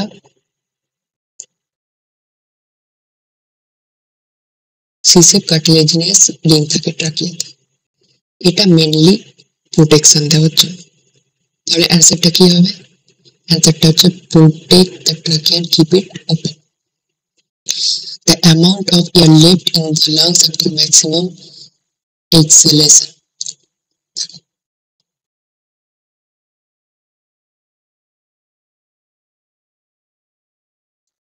কি হয়েছে? আমরা নর্মাল ইন্সপায়ার করলাম, নর্মাল এক্সপায়ার করলাম, ফোর্সফুল এক্সপাইরেশন করলাম, তারপরে যে পরিমাণ এয়ার আমাদের লাংসের মধ্যে থেকে গেল সেটা কি ছিল? সেটা ছিল আমাদের রেসিডুয়াল ভলিউম। তাহলে অ্যান্সার কোনটা যাবে? অ্যান্সার যাবে রেসিডুয়াল ভলিউম, অপশন এ।